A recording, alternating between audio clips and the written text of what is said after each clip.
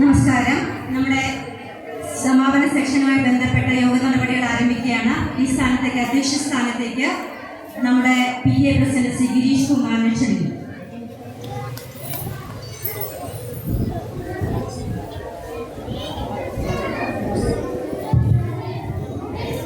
പ്രിയ രക്ഷിതാക്കളെ, നമ്മുടെ ഈ സർക്കിലെ പരിപാടിയുടെ സമാപന സമ്മേളനമാണ്. ഇത് കഴിഞ്ഞിട്ട് നമ്മുടെ പ്രോഗ്രാം തുടരുന്നതായിരിക്കും. ആദ്യമായി ഈശ്വര പ്രാർത്ഥനയാണ്.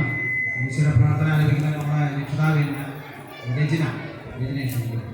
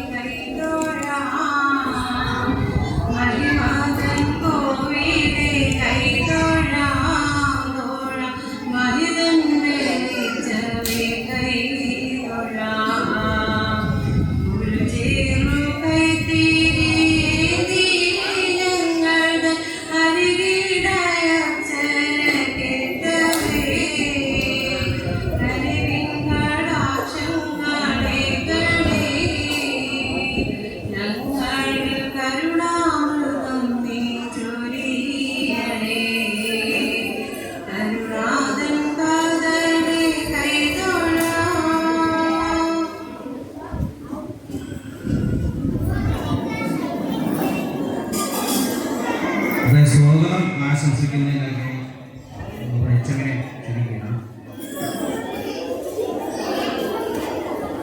വേദിയിലും സദസ്സിലിരിക്കുന്ന വിശിഷ്ടാതിഥികളെ, പ്രിയപ്പെട്ട രക്ഷിതാക്കളെ, കുഞ്ഞുങ്ങളെ, നമ്മൾ പുതിയ സംരംഭത്തിന് തുടക്കം കുറിച്ചിരിക്കുകയാണ്. രക്ഷകർത്താക്കളെ സ്കൂളുമായി അടുപ്പിക്കുക എന്ന ഉദ്ദേശത്തോടു കൂടി നമ്മുടെ മുജീബ് രാഷ്ട്രീയ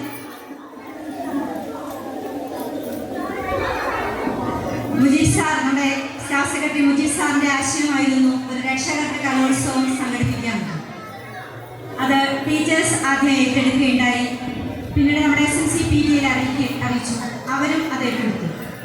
എന്നാൽ നമുക്ക് ഒരുപാട് ആശങ്കയുണ്ടായിരുന്നു, രക്ഷിതാക്കൾ പങ്കെടുക്കുമോ, ഈ പ്രോഗ്രാം വിജയിക്കുമോ എന്നൊക്കെ വളരെ ആശങ്കയുണ്ടായിരുന്നു.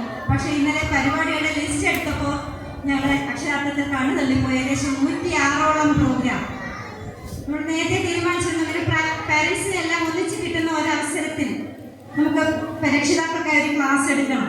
നേരത്തെ മഞ്ജു ടീച്ചർ പറഞ്ഞതുപോലെ നമ്മുടെ മനസ്സിൽ ആദ്യം വന്ന പേര് ഡോക്ടർ രാജിയുടേതാണ്. കാരണം എന്തുകൊണ്ടും ഡോക്ടർ രാജിയുടെ ക്ലാസ് ഉചിതമാണെന്ന് ഞങ്ങൾ ടീച്ചറുടെ ക്ലാസ് ഇരുന്നിട്ടുണ്ട്.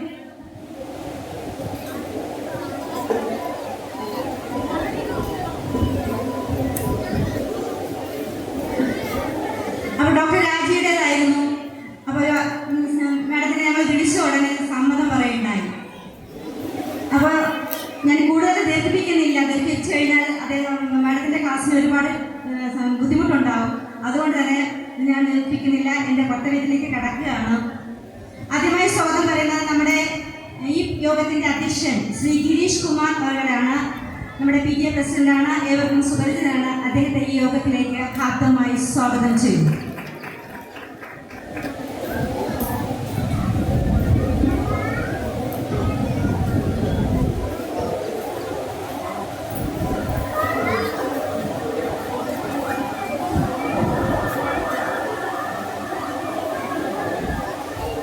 അടുത്തതായി സ്വാഗതം പറയേണ്ടത് നമ്മുടെ ഈ പരിപാടിയുടെ ഉദ്ഘാടനം ചെയ്യാമെന്ന് ഏറ്റിരുന്നത് കണിയാപുരം AEO ആണ്. കഴിഞ്ഞ ദിവസം വരെയും അദ്ദേഹത്തിന് വരും എന്നാണ് ഞങ്ങളെ അറിയിച്ചിരുന്നത്. എന്നാൽ അദ്ദേഹം കർണാടകയിലായിപ്പോയി, വരാൻ കഴിയില്ല എന്ന് വളരെ ഖേദപൂർവ്വം ഇന്നലെ അറിയിക്കുകയുണ്ടായി. അപ്പോൾ ആ സ്ഥാനത്തേക്ക് നമ്മുടെ സമ്മാനദാനം നൽകാനായി എത്തിയിരിക്കുന്ന ശ്രീ പുഷ്പ വിജയൻ അവരുടെ ഞങ്ങൾ ചോദിച്ചു. വളരെ സന്തോഷത്തോടെ അദ്ദേഹം ഏറ്റെടുത്തു.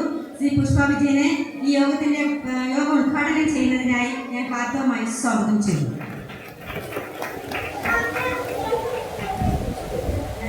ഇനി ഞാൻ സ്വാഗതം പറയേണ്ടത് ഡോക്ടർ രാജി. ഞാൻ പറഞ്ഞു നേരത്തെ, ഞാൻ ഒരുപാട് സംസാരിച്ചാൽ മാഡത്തിൻ്റെ സമയം കുറഞ്ഞു പോകും. അതുകൊണ്ട് തന്നെ ഞാൻ കൂടുതൽ സംസാരിക്കുന്നില്ല. ടീച്ചർ തന്നെ നിങ്ങളെ പരിചയപ്പെടും. ടീച്ചറിനെ ഞാൻ ഈ യോഗത്തിലേക്ക് ഹാർദവമായി സ്വാഗതം ചെയ്യും. അടുത്തതായി സ്വാഗതം പറയുന്നത് നമ്മുടെ SMC ചെയർമാൻ ശ്രീ അജീബ് പച്ചതയും യോഗത്തിലേക്ക് ഹാർദമായി സ്വാഗതം. ഇനി സ്വാഗതം പറയേണ്ടത് നമ്മുടെ പ്രിയ രക്ഷിതാക്കൾക്കാണ്. ഇത്രയും കഴിവുള്ളവരാണ് ഞങ്ങളുടെ രക്ഷിതാക്കളെന്ന് ഞങ്ങൾക്കിന്ന് മനസ്സിലായി. ഞങ്ങൾ ഏറെ ബഹുമാനത്തോടെ അല്ലെങ്കിൽ ഏറെ അന്തസ്സോടെയാണ് ഞാനിവിടെ നിൽക്കുന്നത്. ഞങ്ങളുടെ രക്ഷിതാക്കൾ ഞങ്ങളെക്കാൾ വളരെ വളരെ വളരെ ഉയരത്തിലാണ് എന്ന് ഞങ്ങൾ മനസ്സിലാക്കി തന്ന ഞങ്ങളുടെ പ്രിയ രക്ഷിതാക്കളെ, പ്രിയപ്പെട്ട കുഞ്ഞുങ്ങളെ, എൻ്റെ സഹപ്രവർത്തകരെ ഒരിക്കൽ കൂടി സ്വാഗതം ചെയ്തുകൊണ്ട് ഞാൻ എൻ്റെ വാക്കുകൾ അവസാനിപ്പിക്കുന്നു.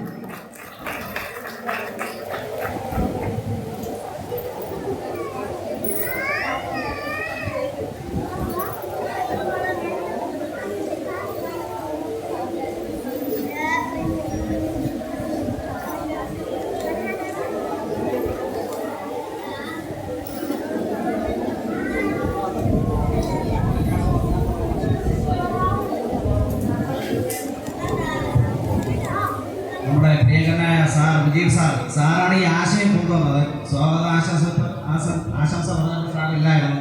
അതുകൊണ്ട് ഞാൻ എൻ്റെ പേര് സാറിന് സ്വാഗതം ആശംസിക്കുകയാണ്.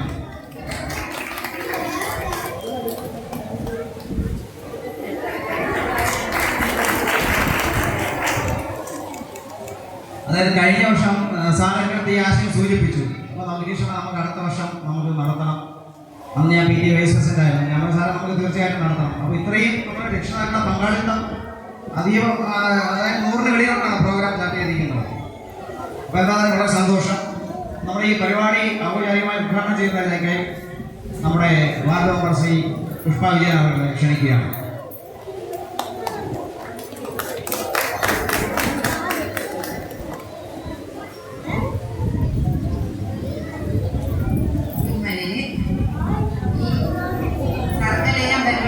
സമാപന സമ്മേളനത്തിന്റെ അധ്യക്ഷനായിരിക്കുന്ന PTA പ്രസിഡന്റ് ഗിരീഷ് കുമാർ അവർ, രക്ഷകർത്താക്കളോട് എന്ന പരിപാടി നിങ്ങളോട് സംസാരിക്കുന്നതിന് വേണ്ടി ഇവിടെ എത്തിച്ചേർന്നിരിക്കുന്ന ഡോക്ടർ രാജി മാഡം അവർ, പ്രിയപ്പെട്ട HM മറന്നുപോയെങ്കിലും സ്വാഗതം ആശംസിച്ച് ഇവിടെ ഫ്രണ്ടിൽ തന്നെ ഇരിക്കുന്ന മുജീബ് സാർ, പ്രിയപ്പെട്ട രക്ഷകർത്താക്കളെ, ഏറെ പ്രിയപ്പെട്ട നമ്മുടെ ടീച്ചർമാരെ, ഏറെ അഭിമാനവും സന്തോഷവും എനിക്ക് തോന്നുന്നു. കാരണം ഞാൻ ഓട്ടോയിൽ വരുമ്പോൾ തന്നെ നിങ്ങളുടെ ഇവിടുത്തെ പരിപാടിയെക്കുറിച്ച് ഏകദേശം രൂപം എനിക്ക് മുജീബ് സാർ തന്നു. സാറ് വിചാരിച്ചതിനേക്കാൾ 100 ഇരട്ടി സ്റ്റാൻഡേർഡുള്ള പരിപാടിയായിരുന്നു നിങ്ങളുടേത് എന്നറിഞ്ഞപ്പോൾ ഏറെ ആഹ്ലാദവും അഭിനന്ദനവും അറിയിക്കുന്നു. ഞാൻ ടീച്ചറിനോട് ചോദിച്ചതാണ്, ഈ രക്ഷകർത്തൃ കലോത്സവം നടന്നിട്ടുണ്ടോ എന്ന്, ഏതെങ്കിലും സ്കൂളുകളിൽ നടന്നിട്ടുണ്ടോ എന്ന് പറഞ്ഞപ്പോൾ ഇല്ല. മുമ്പൊരിക്കൽ UPS നടന്നത് ഫ്ലോപ്പായി. പക്ഷേ 100-ൽ 101% സക്സസ് ആയി ആലങ്കോട് LPS ഈ പരിപാടി എന്ന് പറയുന്നത് ഏറെ അഭിമാനിക്കും. ഈ ആശയം കൊണ്ടുവന്ന മുജീബ് സാറിന് അതിനേക്കാളേറെ നന്ദിയും കടപ്പാടും രക്ഷകർത്താക്കൾക്ക് വേണ്ടി ഞാൻ പറയുകയാണ്. അപ്പോൾ നിങ്ങൾക്ക് സമ്മാനദാനമായിരുന്നു എനിക്ക് തന്നിരുന്ന സെക്ഷൻ. ഞാൻ നേരത്തെ വന്ന് നിങ്ങളുടെ പരിപാടി കാണണം എന്നൊരു ആഗ്രഹത്തോടെ ഇറങ്ങിയതാണ്. പക്ഷെ ഇവിടെ വന്നപ്പോൾ ഇങ്ങനെയൊക്കെ, എന്നാലും ഒരു പരിപാടി എനിക്ക് കാണാൻ പറ്റി. എനിക്കറിയാം ഇവിടുത്തെ കുട്ടികളും രക്ഷകർത്താക്കളും വിദ്യാഭ്യാസ നിലവാരത്തിലായിരുന്നാലും കലോത്സവത്തിലായിരുന്നാലും കായിക മേഖലയിലായിരുന്നാലും എല്ലാവരും നല്ല കഠിനാധ്വാനത്തോടെ അർപ്പണബോധത്തോടെ നിൽക്കുന്ന രക്ഷകർത്താക്കളും കുട്ടികളുമാണ്. മക്കളെ, നിങ്ങളുടെ അമ്മമാരുടെയൊക്കെ ഡാൻസും പാട്ടും ഒക്കെ നിങ്ങൾക്ക് ഇഷ്ടപ്പെട്ടെങ്കിൽ കുറച്ചൊരു കയ്യടി കൊടുത്തേ. അപ്പൊ ഞാൻ കൂടുതൽ ഇതിനെക്കുറിച്ച് സംസാരിച്ച് വിഷമാക്കുന്നില്ല. നമ്മുടെ മാഡത്തിനെ കുറിച്ചൊക്കെ ടീച്ചർ പറയുകയുണ്ടായി. നിങ്ങൾ ആ ക്ലാസ് എടുത്തു കഴിഞ്ഞാൽ അത്രയും നല്ല രീതിക്ക് ക്ലാസ് എടുക്കുന്ന ഒരു മാഡമാണ് ഇവിടെ ഇരിക്കുന്നത്. മാഡത്തിന്റെ സമയം പാഴാക്കുന്നില്ല. ഇനിയും ഇതുപോലുള്ള നല്ല നല്ല പരിപാടികളും ആശയങ്ങളും നമ്മുടെ അധ്യാപകരുടെയും രക്ഷകർത്താക്കളുടെയും ബുദ്ധിയിൽ ഉദിക്കട്ടെ. എന്തായിരുന്നാലും ഈ പരിപാടിക്ക് എല്ലാവിധ ആശംസകളും അറിയിക്കുന്നതോടൊപ്പം ഉദ്ഘാടനത്തിനാണ് എന്നെ ഇപ്പോൾ വിളിച്ചിരിക്കുന്നത്. ഇനിയും നിങ്ങൾ നിങ്ങൾക്കുള്ള കഴിവ് നിങ്ങളുടെ പിൻതലമുറയ്ക്ക് പകർന്നു കൊടുക്കാൻ നിങ്ങൾക്ക് കഴിയട്ടെ. ഒരു ബ്ലോക്ക് മെമ്പർ എന്നുള്ള നിലയിൽ 1-2 കാര്യങ്ങൾ കൂടെ ഞാൻ സൂചിപ്പിക്കുന്നു. ഈ സ്കൂളിന് വേണ്ടി ബ്ലോക്ക് പഞ്ചായത്തിൽ നിന്നും എന്തെല്ലാം ഫണ്ടുകൾ ഇവിടെ കൊണ്ടുവരാൻ പറ്റുമോ അതെല്ലാം ഞാൻ കൊണ്ടെത്തിച്ചിട്ടുണ്ടെന്ന് അഭിമാനപൂർവ്വം പറയാൻ പറ്റും. പറയാൻ കാരണം ഇവിടെ ബെഞ്ചിൽ മുജീബ് സാറും HM നിരന്തരം എന്നെ എന്തെങ്കിലും ഫണ്ടുകൾ എന്ന് പറഞ്ഞ് കൊച്ചു മക്കൾക്കറിയാം. ഞാനിവിടെ ബെഞ്ചും ഡെസ്ക് ലോറിയിൽ കൊണ്ടുവന്ന് ഇറക്കുമ്പോൾ അവർ ഏറെ ആഹ്ലാദത്തോടെയാണ് അതിൽ വന്ന് ഇരിക്കുന്നത്. അങ്ങനെ രണ്ടോ മൂന്നോ ക്ലാസ്സിലേക്കുള്ള ബെഞ്ചും ഡെസ്ക് മാത്രമല്ല, ഇപ്പം ഒരു ശലഭം ടോയ്ലറ്റ് എന്നുള്ളൊരു പദ്ധതി ഉണ്ടായിരുന്നു. അതിന് ഏറെ കടമ്പകൾ കടന്ന് അത് ഏകദേശം അതിൻ്റെ നിർമ്മാണ പ്രവർത്തനങ്ങൾ ആരംഭിക്കുകയാണ്. അങ്ങനെ എല്ലാം കഴിയുന്ന എല്ലാ വികസന പ്രവർത്തനങ്ങളും നമ്മുടെ ഈ കൊച്ചു സ്കൂളിലേക്ക് കൊണ്ടുവരാൻ ഞാൻ ശ്രമിക്കുന്നുണ്ട്. ഇനിയും ഞാനത് ചെയ്യും. അപ്പോൾ രക്ഷകർത്താക്കൾക്ക് കേൾക്കാൻ നിങ്ങൾക്ക് കുറേ കാര്യങ്ങൾ മാഡം പറഞ്ഞു തരും. ശ്രദ്ധ വീക്ഷിച്ച് നമ്മൾക്ക് എന്താണ് നമ്മുടെ പിൻതലമുറയ്ക്ക് പകർന്നു കൊടുക്കേണ്ടത് അതെല്ലാം ചെയ്യുക എന്ന് മാത്രം പറഞ്ഞുകൊണ്ട് ഈ പരിപാടിയെ ഉദ്ഘാടനം ചെയ്തതായി കൂടി അറിയിക്കുന്നു. നന്ദി.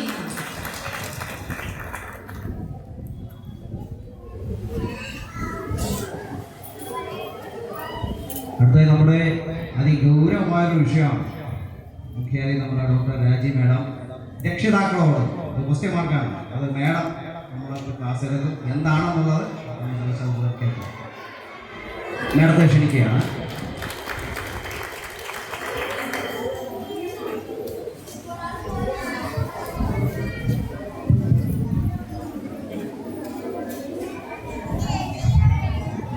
എവിടെ നിർഭയമാകുന്നു മനസ്സം, എവിടെ നിൽക്കുന്നു ശീർഷം സമുന്നതം. മുക്തി തൻ്റെ ആ സ്വർഗരാജ്യത്തിലേക്ക് എൻ്റെ നാടുന്നു നരണി ദൈവമേ. എവിടെ വിജ്ഞാനം പൂർണ്ണ സ്വതന്ത്രമായി അവികലമായി വിരാജിപ്പു നിത്യവും. മുക്തി തൻ്റെ ആ സ്വർഗരാജ്യത്തിലേക്ക് എൻ്റെ നാടൊന്നുണരണേ ദൈവമേ, എൻ്റെ നാടൊന്നുണരണേ ദൈവമേ, എൻ്റെ നാടൊന്നുണരണേ ദൈവമേ. മഹാകവി രവീന്ദ്രനാഥ ടാഗോർ ഗീതാഞ്ജലി എന്ന് പറയുന്ന തൻ്റെ മഹാകാവ്യത്തിലൂടെ വിജ്ഞാനം കൊണ്ട് നിർഭയത്വമാർന്ന മനസ്സുള്ളവരിലൂടെ, അറിവുകൊണ്ട് ഉണർന്ന മനസ്സുള്ളവരിലൂടെ തൻ്റെ നാട് മുക്തിയുടെ സ്വർഗരാജ്യത്തിലേക്ക് ഉണരണേ എന്ന് നടത്തിയ പ്രാർത്ഥനാ വാക്യങ്ങളാണിവ. ഇന്നും ഈ വരികൾക്ക് നല്ല പ്രസക്തിയുണ്ട്.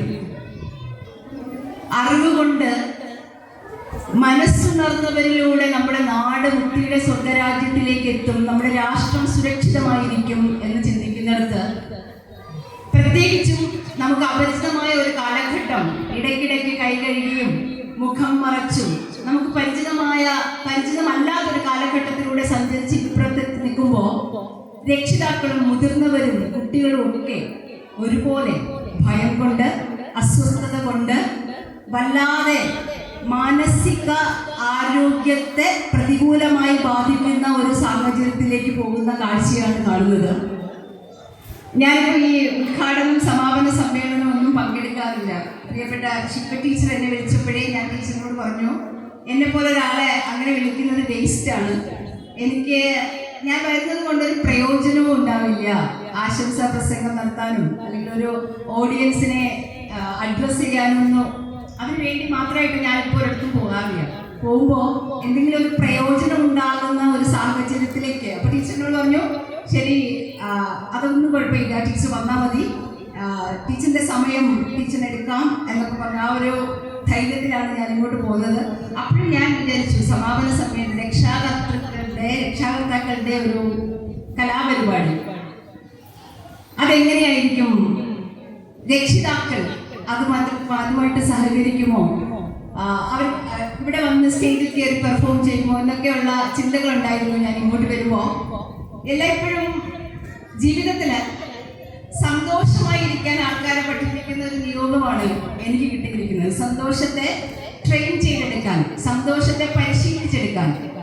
ജീവിതം എല്ലായ്പ്പോഴും കഷ്ടതകളുടെയും സങ്കടങ്ങളുടെയും ഇങ്ങനെ തുടർച്ചയായ എപ്പിസോഡുകളാവുമ്പോൾ ആ സങ്കടങ്ങൾക്കിടയിലും എല്ലാ കഷ്ടതകൾക്കിടയിലും എന്നുമെന്നും നമുക്ക് വരുന്ന പ്രശ്നങ്ങൾക്കിടയിലും ജീവിതത്തിന്റെ ഏറ്റവും വലിയ ബ്യൂട്ടി എന്താണെന്ന് ചോദിച്ചു കഴിഞ്ഞാൽ, എന്ത് തന്നെ പ്രശ്നങ്ങളായാലും, അത് പേഴ്സണൽ പ്രോബ്ലം ആവട്ടെ, കുടുംബത്തിലെ സംബന്ധിക്കുന്ന പ്രശ്നങ്ങളാവട്ടെ, പങ്കാളികളുമായിട്ടുള്ള ബുദ്ധിമുട്ടുകളാവട്ടെ, കുട്ടികളുമായിട്ടുള്ള ബുദ്ധിമുട്ടുകളാവട്ടെ, രോഗാവസ്ഥയാവട്ടെ, ഫിനാൻഷ്യലായിട്ടുള്ള പ്രശ്നങ്ങളാവട്ടെ, എന്ത് തന്നെ പ്രശ്നങ്ങളായാലും ആ പ്രശ്നങ്ങൾക്കെല്ലാം പരിഹാര മാർഗങ്ങളുണ്ട്.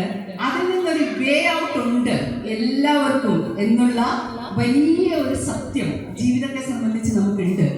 അപ്പോ മറ്റുള്ളവർ എങ്ങനെ പെരുമാറുന്നു, എൻ്റെ ആഗ്രഹങ്ങളെല്ലാം സാധിക്കുന്നോ, എൻ്റെ കുട്ടികൾ എൻ്റെ സ്വപ്നങ്ങൾക്കനുസരിച്ച് സഞ്ചരിക്കുന്നുണ്ടോ, ജോലിയുണ്ടോ, സാമ്പത്തികമുണ്ടോ, അതൊന്നുമല്ല നമ്മുടെ സന്തോഷത്തിന്റെ അളവുകോൽ എന്ന് പറയുന്നത്. നമ്മൾ സന്തോഷമായിട്ട് ജീവിക്കാൻ തീരുമാനിച്ചിട്ടുണ്ടോ എന്നുള്ളതാണ്. അപ്പൊ ഇവിടെ വന്നപ്പോൾ എനിക്ക് വലിയ സന്തോഷമായി. ചായ കുടിച്ച് കഴിഞ്ഞപ്പോൾ ടീച്ചർ പറഞ്ഞു, രക്ഷിതാക്കൾ ഒരു ഡാൻസ് ചെയ്യുന്നുണ്ട്, അങ്ങോട്ടിരിക്കാം. എനിക്ക് വലിയ സന്തോഷമായിട്ട്. എപ്പോഴും ഞാൻ രക്ഷിതാക്കളോട് പറയാറുണ്ട്, നല്ല സന്തോഷമുള്ള ചിരിക്കുന്ന ഒരു അമ്മയുടെ അല്ലെങ്കിൽ ഒരു അച്ഛൻ്റെ ചിരികളിലാണ്, നല്ല ചിരിച്ച മുഖത്തിലാണ് മക്കളുടെ വളർച്ച, ആരോഗ്യകരമായ വളർച്ച. എല്ലാ സ്കൂളുകളിലെയും ക്ലാസ് റൂമുകളിൽ നമ്മുടെ ഒരു നാട് അതിൻ്റെ സ്വപ്നങ്ങളെ, അതിൻ്റെ അധ്വാനത്തെ, എനർജിയെ നിക്ഷേപിച്ചിരിക്കുമ്പോൾ നമ്മുടെ ബാങ്ക് ബാലൻസ് എല്ലാം നമ്മൾ വെച്ചിരിക്കുന്നത് ഓരോരോ ക്ലാസ് റൂമുകളിലുമാണ്. അവിടെ നിന്ന് ജീവിതത്തിന്റെ വെല്ലുവിളികളെ നേരിടാൻ തയ്യാറുള്ള, ചങ്കൂറ്റമുള്ള, മനസ്സുണർന്ന മക്കൾ ഉണ്ടാകണമെന്ന് നമ്മൾ ആഗ്രഹിക്കുമ്പോൾ നിങ്ങളുടെ മക്കൾക്ക് സന്തോഷമുണ്ടോ? ഇപ്പൊ ഇവിടെ അമ്മമാരെ എത്ര മനോഹരമായിട്ട് നൃത്തം ചെയ്തിരിക്കുന്നു. ഞാൻ ആലോചിക്കായിരുന്നു, എത്ര ദിവസം അവരൊരു ഇതുപോലെ പ്രാക്ടീസ് ചെയ്തിട്ടുണ്ടാവും, അതിൽ എത്രമാത്രം തമാശകൾ ഉണ്ടായിട്ടുണ്ടാവും, എത്രമാത്രം മിസ്റ്റേക്കുകൾ വന്നിട്ടുണ്ടാവും, അത് കറക്റ്റ് ചെയ്തിട്ടുണ്ടാവും. അപ്പൊ സന്തോഷമുള്ള കല, അത് പാട്ടാവട്ടെ, ഡാൻസ് ആവട്ടെ, എന്താണെങ്കിലും അത് നമ്മുടെ മനസ്സിനെ സന്തോഷമുണ്ടാക്കും.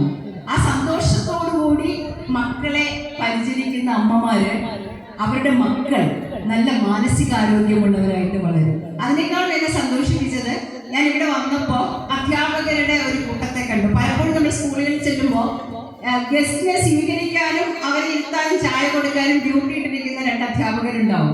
അവർ മാത്രമായിരിക്കും നമ്മളെ അറ്റൻഡ് ചെയ്യുക, ചിരിക്കുക. ചിലപ്പോൾ ടീച്ചേഴ്സൊക്കെ ഭയങ്കര സീരിയസ് ആണ്. ഇപ്പോ കാര്യം വെച്ചാല് നമ്മുടെ കുട്ടികൾ പോലും ക്ലാസ് റൂമുകളിൽ മക്കൾ ചിരിക്കുന്നില്ല വെറുതെ. അച്ഛനും അമ്മയും പറയുന്നത് എന്താണ്, അപരിചിതരെ കണ്ടാൽ ചിരിക്കരുത്. അപ്പൊ ഞാൻ ഇവിടെ വന്നപ്പോ അധ്യാപകരുടെ മുഖത്തല്ല, ഞാൻ അതാ ശ്രദ്ധിച്ചത്, അവരുടെ മുഖത്ത് ചിരിയുണ്ടോ. ചിരിയുള്ള അധ്യാപകരുടെ ചിരി മക്കളിൽ അവരൊന്നും പഠിപ്പിച്ചില്ലെങ്കിലും ആ സന്തോഷത്തിന്റെ എനർജി അവരിൽ റേഡിയേറ്റ് ചെയ്യും.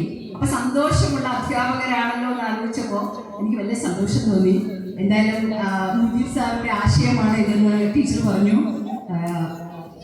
സാറിനും ഇവിടുത്തെ ഈ ഒരു ദൗത്യം ഏറ്റെടുത്ത എല്ലാ അധ്യാപകർക്കും, ഹെഡ് മിസ്ട്രസിനും, രക്ഷിതാക്കൾക്കൊക്കെ ഒരിക്കൽ നമുക്ക് സ്വയം ഒന്ന് കൈയടിച്ച് അവരെ അനുഭവിക്കാം. ഇത്തരം കൂട്ടായ്മകൾ ഉണ്ടാവണം. എന്തുകൊണ്ടെന്നാൽ നിങ്ങൾ ജീവിതത്തില് ഒരുപാട് എത്ര വലിയ പ്രശ്നങ്ങൾ ഉണ്ടായിരുന്നു ജീവിതത്തിൽ, മീൻസ് നമ്മുടെ കാലടിയിലെ മണ്ണ് ഒലിച്ചു പോയെന്ന് തോന്നിയാലും ഒരു ചിരിയോടുകൂടി ജീവിതത്തെ സമീപിക്കുന്നവരെ കണ്ടിട്ടുണ്ടാവും. അവരവരുടെ ഗോൾ സെറ്റ് ചെയ്തുകൊണ്ട് നന്നായിട്ട് ആ ഗോൾ അച്ചീവ് ചെയ്ത് സക്സസ്ഫുൾ ആയിട്ട് ജീവിക്കുന്നവരെ കണ്ടിട്ടുണ്ടാവും.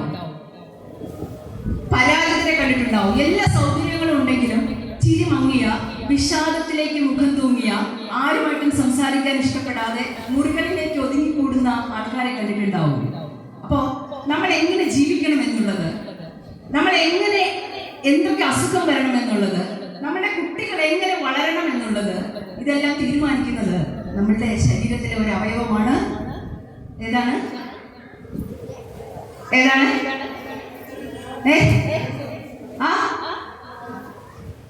ബ്രെയിൻ. Very good. ബ്രെയിൻ, തലച്ചോറാണ് നമ്മുടെ തലച്ചോറ്. ഈ തലച്ചോറ് മതി. തലച്ചോറുള്ള ഒരു മനുഷ്യന് അയാൾക്ക് പരിഹരിക്കാൻ പറ്റാത്ത ഒരു പ്രശ്നങ്ങളും ജീവിതത്തിൽ ഉണ്ടാവില്ല. നിങ്ങളുടെ കുട്ടികളെ വളർത്തുമ്പോൾ ഞാനൊരു സന്തോഷമുള്ള ഒരു അമ്മയായിരിക്കും, ഞാൻ സന്തോഷമുള്ള ഒരു അച്ഛനായിരിക്കും എന്ന് തീരുമാനിക്കാൻ പറ്റണം.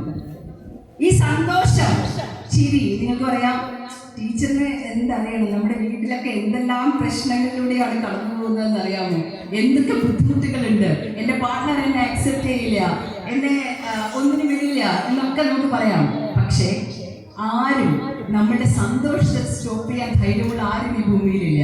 അപ്പൊ അവിടെ സന്തോഷമായിട്ടിരിക്കാനുള്ള തീരുമാനമെടുക്കുക. ഈ സന്തോഷത്തിനൊരു ശാസ്ത്രമുണ്ട്. നിങ്ങളുടെ കുട്ടികൾ സന്തോഷമായിട്ടിരിക്കുന്നുണ്ടെങ്കിൽ ഭയപ്പെടുകയേ വേണ്ട.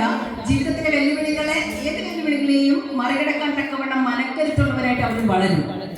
അവരുടെ ചിരി മങ്ങിയാല്, അവരുടെ എനർജി ലോ ആയാല്, പതിയെ പതിയെ മൗനമായി ഫ്രണ്ട്സിന്റെ ആയിട്ട് സംസാരിക്കുന്നത് കുറഞ്ഞാല്, ഒരുപാട് സമയം ടോയ്ലറ്റിനകത്തിരിക്കുന്നത് ശ്രദ്ധയിൽപ്പെട്ടാല്, തീരെ എത്ര പറഞ്ഞാലും ഒട്ടും അടുക്കും ചിട്ടയും വൃത്തിയും ഇല്ലാതെ എല്ലാം വാരി വലിച്ചിട്ടാണ് കുട്ടികളെങ്കിൽ അത് നമുക്കുള്ളൊരു വാർണിംഗ് ആണ്. അവരെ അകമേ അപ്സെറ്റ് ആണെന്നുള്ളതാണ്. അപ്പോ അവരുടെ ആ ഒരു അസ്വസ്ഥതയുടെ കാരണം അന്വേഷിക്കണമെങ്കിൽ നിങ്ങളുടെ ഗർഭകാലാവസ്ഥയിലേക്ക് പോകേണ്ടതുണ്ട്. ആ ഗർഭകാലത്ത് നിങ്ങൾക്ക് പ്ലാൻഡ് ചൈൽഡ് ആണോ ഉണ്ടായത്? ഒരു കുട്ടിയെ വേണമെന്ന് ആഗ്രഹിച്ച് ആണോ നിങ്ങൾക്കൊരു കുട്ടി ഉണ്ടായത്? പ്രഗ്നൻസി പീരീഡിൽ ആ കുട്ടിയെ ഗർഭം ധരിച്ച് ആ കാലയളവില് ആ 9 മാസവും നിങ്ങൾ നല്ല സമാധാനമായിട്ട് ഉറങ്ങിയവരാണോ? സമാധാനമായിട്ട് ജീവിച്ചവരാണോ? സമാധാനമായിട്ട് ഭക്ഷണം കഴിച്ചവരാണോ?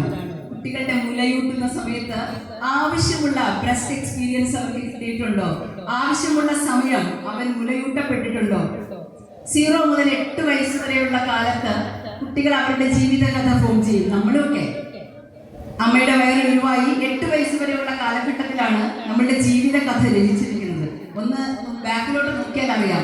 ഒരേ കാലയളവില് റെപ്പറ്റേറ്റീവായിട്ട് ഒരേ സങ്കടങ്ങളിലൂടെ, ഒരേ പ്രശ്നങ്ങളിലൂടെ നമ്മൾ കടന്നുപോയിട്ടുണ്ടാവും. എന്താച്ചാ കുട്ടിക്കാലത്ത് നല്ലപോലെ ഒരു കുട്ടി മുലയൂട്ടപ്പെട്ടിട്ടില്ലെങ്കിൽ, കുട്ടിക്കാലത്ത് നല്ലപോലെ ഒരു അമ്മയുടെ ചൂട്, കെട്ടിപ്പിടുത്തം ഇതൊന്നും കിട്ടിയിട്ടില്ല എങ്കിൽ ഹോർമോൺ ചേഞ്ച് സ്റ്റാർട്ട് ചെയ്യുന്ന 9 വയസ്സ് മുതൽ ഇപ്പോൾ മക്കൾക്ക് ഹോർമോൺ ചേഞ്ച് സ്റ്റാർട്ട് ചെയ്യും.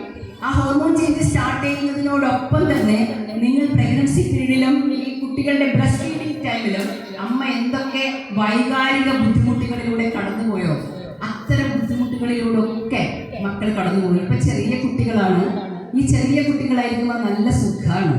എന്നുവെച്ചാൽ അനുസരണയുള്ള പട്ടിക്കുട്ടികളെ പോലെ നമ്മൾ എവിടെയെങ്കിലും ഇരുന്നാൽ അവർ നല്ല അനുസരണയോടെ വന്ന് ഒരുമിയിരിക്കും. അമ്മ ഇരിക്കുന്നിടത്ത് മടിയിൽ ചായും, ഇടയ്ക്കിടയ്ക്ക് കെട്ടിപ്പിടിക്കും, ഉമ്മ തരും.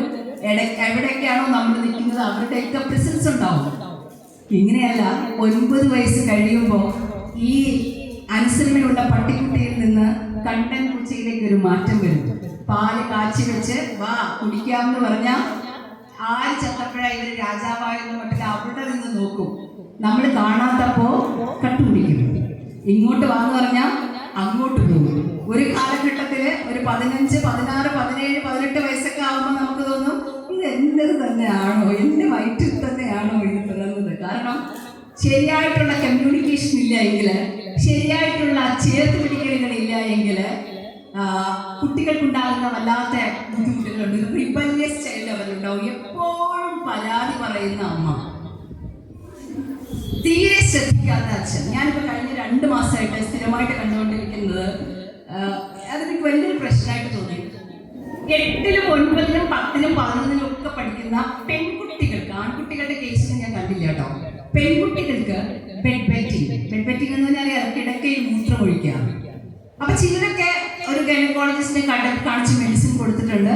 കുറെ മെഡിസിൻ കഴിച്ചിട്ട് ഇഫക്റ്റീവ് അല്ലാതെ വരുമ്പോൾ അവർ പറയും ഒരു സൈക്കോതെറാപ്പിസ്റ്റിനെ കാണിക്കൂ അല്ലെങ്കിൽ ഒരു സൈക്കോളജിസ്റ്റിനെ കാണിക്കൂ എന്ന് പറയും. അപ്പൊ ഇഷ്യൂ എന്ന് പറയുന്നത് സൈക്കോളജിക്കലാണ്. ഇപ്പൊ ലാസ്റ്റിൽ ഞാൻ കണ്ട കേസിൽ ആ മോള് 9th കുട്ടികളുടെ ഫിയർ, അകത്തുണ്ടാകുന്ന ഭയം, ഇൻസെക്യൂരിറ്റി, എന്നെ ആർക്കും ഇഷ്ടമില്ല, അമ്മയ്ക്ക് എന്നെ ഇഷ്ടമില്ല. നിങ്ങളുടെ കുട്ടികളൊക്കെ അങ്ങനെ പറയണുണ്ടെങ്കിൽ അവരുടെ തോന്നലാണ് എന്ന് വിചാരിക്കാതെ അങ്ങനെ പറയാത്ത ഒരവസ്ഥയിലേക്ക് സ്നേഹം കൊണ്ട് ഫീൽ ചെയ്യിപ്പിക്കാനായിട്ട് നമുക്ക് പറ്റണം. മക്കൾ പറയാണ് അമ്മയ്ക്ക് എന്നെ ഇഷ്ടമല്ല, അച്ഛൻ എന്നെ ഇഷ്ടമല്ല, അനിയത്തിയാണ് ഇഷ്ടം. അപ്പോൾ എന്താ വെച്ചാൽ ഒരു ആദ്യത്തെ കുട്ടിക്ക് നല്ല ശ്രദ്ധയും പരിചരണമൊക്കെ കിട്ടും കേട്ടോ. ആ സമയം 2 വയസ്സിന്റെയോ 1.5 വയസ്സിന്റെയോ 3 വയസ്സിന്റെയോ ഒക്കെ ഒരു ഗ്യാപ്പിൽ, അല്ലെങ്കിൽ 5 വയസ്സിന്റെയോ 6 വയസ്സിന്റെയോ ഒക്കെ ഗ്യാപ്പില് വേറൊരു കുട്ടിയും കൂടെ വരുമ്പോൾ ഇതുവരെ നിന്ന ഒരു ലോകത്തിൽ നിന്ന് എല്ലാ ശ്രദ്ധയും, കുടുംബത്തിന്റെ എല്ലാ ശ്രദ്ധയും ഇളയ കുട്ടിയിലേക്ക് പോകും. അതിന് ഒരുപാട് ലാളിക്കും, ഒരുപാട് കൂടെ ഇരുത്തും. അപ്പോൾ വലിയ കുട്ടികൾ, മുതിർന്ന കുട്ടികളിൽ അവരുടെ സ്നേഹത്തിന്റെ ഒരു ലോകം മാറുമ്പോഴുണ്ടാകുന്ന വ്യത്യാസമുണ്ട്. രണ്ടാമത് കുട്ടികൾ ഉണ്ടാകുമ്പോൾ പർപ്പസ്ഫുള്ളി നമ്മൾ മൂത്ത കുട്ടിയോട് കൂടുതൽ സമയം സ്പെൻഡ് ചെയ്യുകയും മൂത്ത കുട്ടിയെ കൂടുതൽ സ്നേഹം കാണിക്കുകയും അവർക്കത് ഫീൽ ചെയ്യിപ്പിക്കുകയും ചെയ്തില്ലെങ്കിൽ അവർക്കുണ്ടാകുന്ന ഒരു ശൂന്യതയുണ്ട്. അപ്പൊ ഞാൻ ഈ മോളോട് ചോദിച്ചു, എന്ത് പറ്റി മോൾക്ക്? തെറപ്പി സെഷൻ തുടങ്ങുന്ന സൈക്കോ തെറപ്പി എന്ന് പറഞ്ഞാൽ നിങ്ങൾക്ക് അറിയാമോ? കേട്ടിട്ടുണ്ടോ? ഉണ്ടോ? നമ്മുടെ തലച്ചോറില് 2 മനസ്സുണ്ട് കേട്ടോ. 2 മനസ്സില് ഒന്ന് ബോധ മനസ്സാണ്, 10% വരുന്ന ബോധ മനസ്സ്. ആ ബോധ മനസ്സ് കൊണ്ടാണ് ഇപ്പൊ ഞാൻ പറയുന്ന കാര്യങ്ങൾ നിങ്ങൾ കേട്ടുകൊണ്ടിരിക്കുന്നത്. ഇത് ചിലപ്പോൾ 50% വീട്ടിൽ പോകുമ്പോൾ മറന്നുപോയേക്കാം, ചില 2 ആഴ്ച കഴിഞ്ഞാൽ മുഖം പോലും മറന്നുപോയേക്കാം. കാരണം കോൺഷ്യസ് മൈൻഡിലാണ് നമ്മളിത് ക്യാരി ചെയ്യുന്നത്. പെയിൻ ഒക്കെ നമ്മൾ ക്യാരി ചെയ്യുന്ന, ആക്സിഡന്റിൽ നിന്നുണ്ടാകുന്ന പെയിൻ, മറ്റെന്തെങ്കിലുമൊക്കെ പെയിൻ, വേദനകൾ ക്യാരി ചെയ്യുന്നത് ഈ കോൺഷ്യസ് മൈൻഡിലാണ്. അതുകൊണ്ട് കുറച്ച് കഴിയുമ്പോൾ അത് മറന്നുപോകും. ലേബർ പെയിൻ ഒക്കെ മറന്നു പോകുന്നില്ലേ? ലേബർ റൂമിലെ ഒരു സ്ത്രീ അനുഭവിക്കുന്ന വേദന എന്ന് പറഞ്ഞാൽ ഒരു മനുഷ്യന് സഹിക്കാൻ പറ്റുന്നതിന്റെ എത്രയോ DP, എത്രയോ മടങ്ങ് വേദന സഹിച്ചിട്ടാണ് ഒരു കുട്ടി പുറത്തു വരുന്നത്. ലേബർ റൂമിലായിരിക്കുമ്പോൾ ഓരോ സ്ത്രീ എന്ത് വിചാരിക്കും? യോ, ഇനി പരിപാടിയേ ഇല്ല, ഇനി എനിക്ക് വയ്യ, ഇനി ഇവിടുത്തെ ഞാൻ ജീവനം കൊണ്ട് പുറത്തു കിടക്കുന്നതിന് എനിക്ക് സംശയമാണ്. അത്ര പെയിനിലായിരിക്കുന്ന ഒരു അമ്മയുടെ അടുത്തേക്ക് ബ്ലഡൊക്കെ തുടച്ച് കുഞ്ഞിനെ കൊണ്ട് കാണിക്കുന്ന ഒരു രംഗമുണ്ട്. എല്ലാ വേദനയും പോയില്ലേ? പോയി. പിന്നെ ലേബർ റൂം കാണില്ലേ നമ്മള്? എന്താച്ചാ വേദന നമ്മൾ ക്യാരി ചെയ്യുന്നത് എവിടെയാണ്? കോൺഷ്യസ് മൈൻഡിലാണ്. പക്ഷേ 90% വരുന്ന സബ് കോൺഷ്യസ് മൈൻഡ് ഉണ്ട്, ഉപബോധ മനസ്സ്. ഉപബോധ മനസ്സിൽ അമ്മയുടെ വയറില് ഒരു കുട്ടി ജനിക്കുന്ന അതിന്റെ 21 ദിവസം കഴിയുമ്പോ ഒരു ന്യൂറോ പ്ലേറ്റ് ഇങ്ങനെ ഉണ്ടാവും. നമ്മളൊരു പാക്ക് ഓഫ് ന്യൂറോൺസ് ആണ്. അങ്ങനെ ഒരു ന്യൂറോട്ടിക് കണക്ഷൻ ഉണ്ടാവുമ്പോൾ ബ്രെയിനിന്റെ പിക്ചർ കണ്ടില്ലേ നിങ്ങൾ? അതിലൊക്കെ ചുളിവുകളില്ലേ? അപ്പോ ആ ചുളിവുകൾക്കനുസരിച്ചിട്ടാണ് ഒരാളുടെ ബുദ്ധിയുടെ കരുത്തും അതുപോലെ ഒരാളുടെ മാനസിക ആരോഗ്യവും. അതായത് ഇങ്ങനെ ഒരു ന്യൂറോ പ്ലേറ്റ് ഉണ്ടായാൽ ന്യൂറോൺസ് ഫോം ചെയ്യുന്നത് വളരെ സൂക്ഷ്മമായിട്ടാണ്. ഫ്രണ്ടിൽ നിന്ന് സെന്ററിലേക്ക്, ബാക്കിൽ നിന്ന് സെന്ററിലേക്ക്, ലെഫ്റ്റിൽ നിന്ന് സെന്ററിലേക്ക്, റൈറ്റിൽ നിന്ന് സെന്ററിലേക്ക്, ഇങ്ങനെയാണ് ആ ഹ്യൂറിസ്റ്റിക്സ് ഫോം ചെയ്യുന്നത്. ആ സമയത്ത് പ്രഗ്നൻസി പീരീഡിൽ അമ്മ വളരെ ശാന്തമായിട്ടും ഉള്ളിൽ നല്ല ആനന്ദവുമായിട്ട് സമാധാനമായിട്ട് ഒരു കുഞ്ഞിന് വേണ്ടി ചിന്തിച്ചില്ലെങ്കിൽ, ഭക്ഷണം കഴിച്ചില്ലെങ്കിൽ, ഉറങ്ങിയില്ലെങ്കിൽ, ഇഷ്ടപ്പെട്ട കാര്യങ്ങളിലേക്ക് ഇൻവോൾവ് ചെയ്തില്ലെങ്കിൽ ഈ ഹ്യൂറിസ്റ്റിക്സ് ഫോം ചെയ്യുന്നത് വളരെ കോംപ്ലിക്കേറ്റഡ് ആയിട്ടായിരിക്കും. അവിടെയാണ് കുട്ടികൾ വളരെ അപ്സെറ്റ് ആയിട്ട്, വളരെ വയലന്റ് ആയിട്ട്, അഗ്രസീവ് ബിഹേവിയർ ആയിട്ട്, കള്ളം പറയുന്ന ഒരു രീതികളിലേക്ക്, അല്ലെങ്കിൽ ഒരു ക്രിപ്റ്റോമാനിയ പോലുള്ള രീതികളിലേക്ക്, സൈക്കോസിസിൽ എൻഡപ്പ് ചെയ്യുന്ന ബിഹേവിയറൽ പാറ്റേണിലേക്ക് അവർ വളർന്നു വരുന്നത്. ഇതില് ഈ സബ് കോൺഷ്യസ് മൈൻഡിൽ ഇപ്പൊ ഇന്ന് രാത്രി നിങ്ങൾ ഉറങ്ങുമ്പോൾ ഞാനും കൂടി അടങ്ങുന്ന ഒരു ഫയലായിരിക്കും നിങ്ങളുടെ സബ് കോൺഷ്യസ് മൈൻഡിൽ ക്ലോസ് ആവുന്നത്. അപ്പൊ 21 ദിവസം മുതല് അമ്മ എന്തൊക്കെ കണ്ടോ, അമ്മ എന്തൊക്കെ അനുഭവിച്ചോ, അമ്മ എന്തൊക്കെ വൈകാരികതയിലൂടെ കടന്നുപോയോ, ആ എല്ലാ ഫയൽസും നമ്മുടെ സബ് കോൺഷ്യസ് മൈൻഡില് ക്ലോസ്ഡ് ആയിട്ട് ഇരിപ്പുണ്ട്. മനസ്സിലായോ? അപ്പോൾ ഈ സബ് കോൺഷ്യസ് മൈൻഡിന്, ഈ 10% വരുന്ന കോൺഷ്യസ് മൈൻഡിനുള്ള ട്രീറ്റ്മെന്റ് ആണ് കൗൺസിലിംഗ്. പെട്ടെന്നുണ്ടാകുന്ന ഫിയർ. ഇപ്പൊ കഴിഞ്ഞ ദിവസം ഒരാൾ പറഞ്ഞു, ബുള്ളറ്റ് വളരെ ക്രൈസ് ആയിരിക്കുന്ന ഒരാൾ ഓടി വരികയാണ്. പറഞ്ഞു, മാം, ബുള്ളറ്റിന്റെ ശബ്ദം കേൾക്കുമ്പോൾ എന്റെ നെഞ്ചിരിപ്പ് കൂടുന്നു, എനിക്ക് ഷിവർ ചെയ്യുന്നു, സ്വെറ്റ് ചെയ്യുന്നു, വിയർക്കുന്നു, എനിക്ക് ബുള്ളറ്റ് തൊടാൻ പറ്റുന്നില്ല.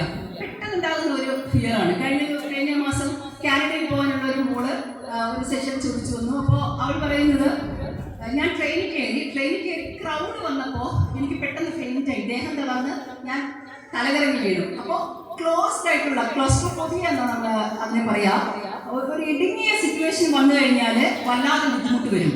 അപ്പോൾ അതൊക്കെ ഫിയർ ബേസ്ഡ് ആയിട്ട് ഉണ്ടാകുന്നതാണ്. അതൊക്കെ നമുക്ക് കൗൺസിലിങ്ങിലൂടെ മാറ്റാൻ പറ്റും.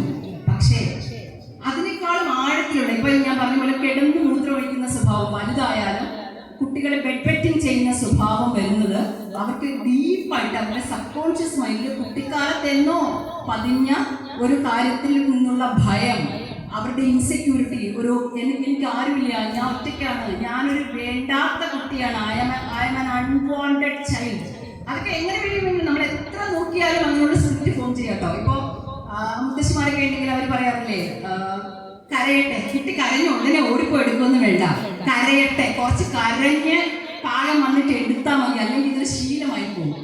പക്ഷെ ഒരു ന്യൂ ബോൺ ബേബി എണീറ്റ് പോകാനോ ഭക്ഷണം കഴിക്കാനോ നനഞ്ഞ തുണി മാറ്റാനോ ഒന്നും പറ്റാത്ത ഒരു ന്യൂ ബോൺ ബേബിക്ക് സംബന്ധിച്ച് ഭയങ്കര ഹെൽപ്ലെസ്നെസ് ആണ്. അതായത് നിസ്സഹായാവസ്ഥ. കുട്ടിക്കൊന്നും ചെയ്യാൻ പറ്റില്ല. അപ്പൊ ഇങ്ങനെ കരഞ്ഞ് കരഞ്ഞ് തളരുന്ന ആ കുട്ടിക്കുണ്ടാകുന്ന ഇന്റേണൽ സ്ക്രിപ്റ്റ് എന്ന് പറയുന്നത് I am an unwanted child, ഞാൻ വേണ്ടാത്ത കുട്ടിയാണ്. അങ്ങനെ ഒരു സ്ക്രിപ്റ്റ് ഫോം ചെയ്ത മക്കള് പിന്നെ വളർന്നു വരുമ്പോൾ എത്ര വലിയ ജോലി കിട്ടിയാലും എത്ര സാലറി ഉണ്ടെങ്കിലും പാർട്ട്ണർ എത്ര സപ്പോർട്ട് ചെയ്താലും എന്തൊക്കെ സൗകര്യങ്ങളുണ്ടെങ്കിലും അവർ പറഞ്ഞുകൊണ്ടേയിരിക്കും എന്നെ ആർക്കും വേണ്ട, ഞാൻ ഒറ്റയ്ക്കാണ്, എന്നെ ആർക്കും മനസ്സിലാവില്ല, ഇങ്ങനെ പറഞ്ഞുകൊണ്ടേയിരിക്കും. ഈ സ്ക്രിപ്റ്റ് നമുക്ക് എഡിറ്റ് ചെയ്യാം കേട്ടോ. സ്ക്രിപ്റ്റ് നമ്മുടെ നല്ല കോഗ്നിറ്റീവ് ബ്രെയിൻ ആക്ടിവേറ്റ് ആകുമ്പോൾ നോളജ് കൊണ്ട് നമുക്ക് ഒരു എക്സ്പേർട്ടിന്റെ സഹായത്തോടു കൂടി നമുക്ക് നമ്മുടെ സ്ക്രിപ്റ്റ് എഡിറ്റ് ചെയ്യാം. അതിന് പ്രധാനമായിട്ട് 3 സ്ക്രിപ്റ്റാണ് ഉണ്ടാകുന്നത്. നിങ്ങളുടെ കുട്ടികളുടെ സ്ക്രിപ്റ്റ് എന്താണെന്ന് അമ്മമാരും അച്ഛന്മാരും ഐഡന്റിഫൈ ചെയ്യണം. നിങ്ങളുടെ സ്ക്രിപ്റ്റ് ഫോം ചെയ്തിരിക്കുന്നത് എന്താണെന്ന് നിങ്ങൾ ഐഡന്റിഫൈ ചെയ്യണം. അതിൽ ഒന്നാമത്തെ സ്ക്രിപ്റ്റ് എന്ന് പറയുന്നത് വിന്നർ സ്ക്രിപ്റ്റ് ആണ്. വിന്നർ സ്ക്രിപ്റ്റ് ഇപ്പൊ ഞാൻ പറഞ്ഞു, ഒരു കുഞ്ഞ് വേണമെന്ന് അച്ഛനും അമ്മയും തീരുമാനമെടുത്ത് അങ്ങനെ ഒരു കുഞ്ഞുണ്ടാവുകയും അമ്മ പ്രഗ്നൻസി പീരീഡിൽ വളരെ കോൺഷ്യസ് ആയിട്ട് കുഞ്ഞിന് വേണ്ടി ഭക്ഷണം കഴിക്കുകയും കുഞ്ഞിന് വേണ്ടിയിട്ട് മെഡിറ്റേറ്റ് ചെയ്യുകയും കുഞ്ഞിന് വേണ്ടിയിട്ട് എക്സസൈസ് ചെയ്യുകയും ഒക്കെ ഒരു നല്ല നല്ല സന്തോഷമായിട്ടിരിക്കുന്ന ഒരു അമ്മയ്ക്കുണ്ടാകുന്ന കുഞ്ഞ് വിന്നർ സ്ക്രിപ്റ്റിലായിരിക്കും. കുട്ടിക്കാലങ്ങളിൽ 0 to 8 years നല്ലപോലെ കെട്ടിപ്പിടുത്തം കിട്ടുന്ന, നല്ലപോലെ ഉമ്മ കിട്ടുന്ന, അമ്മയുടെ നെഞ്ചോട് ചേർന്ന് ഉറങ്ങുന്ന, അച്ഛന്റെ പ്രസൻസ് അനുഭവിക്കുന്ന മക്കൾക്കെല്ലാം മറ്റ് ബുദ്ധിമുട്ടുകളില്ല എങ്കിൽ അവർ ആ വിന്നർ സ്ക്രിപ്റ്റിലേക്ക് മൂവ് ചെയ്യും.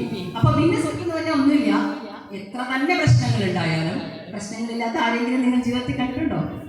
ഉണ്ടോ? എല്ലാ ദിവസവും പ്രശ്നങ്ങളുണ്ട്. പ്രശ്നങ്ങളില്ലാതാണെങ്കിൽ നമ്മുടെ മൂക്കി പഞ്ഞി വെച്ച് കിടക്കണം, ഒരു പ്രശ്നവും. അപ്പൊ എല്ലാ ദിവസവും പ്രശ്നങ്ങളുണ്ട്.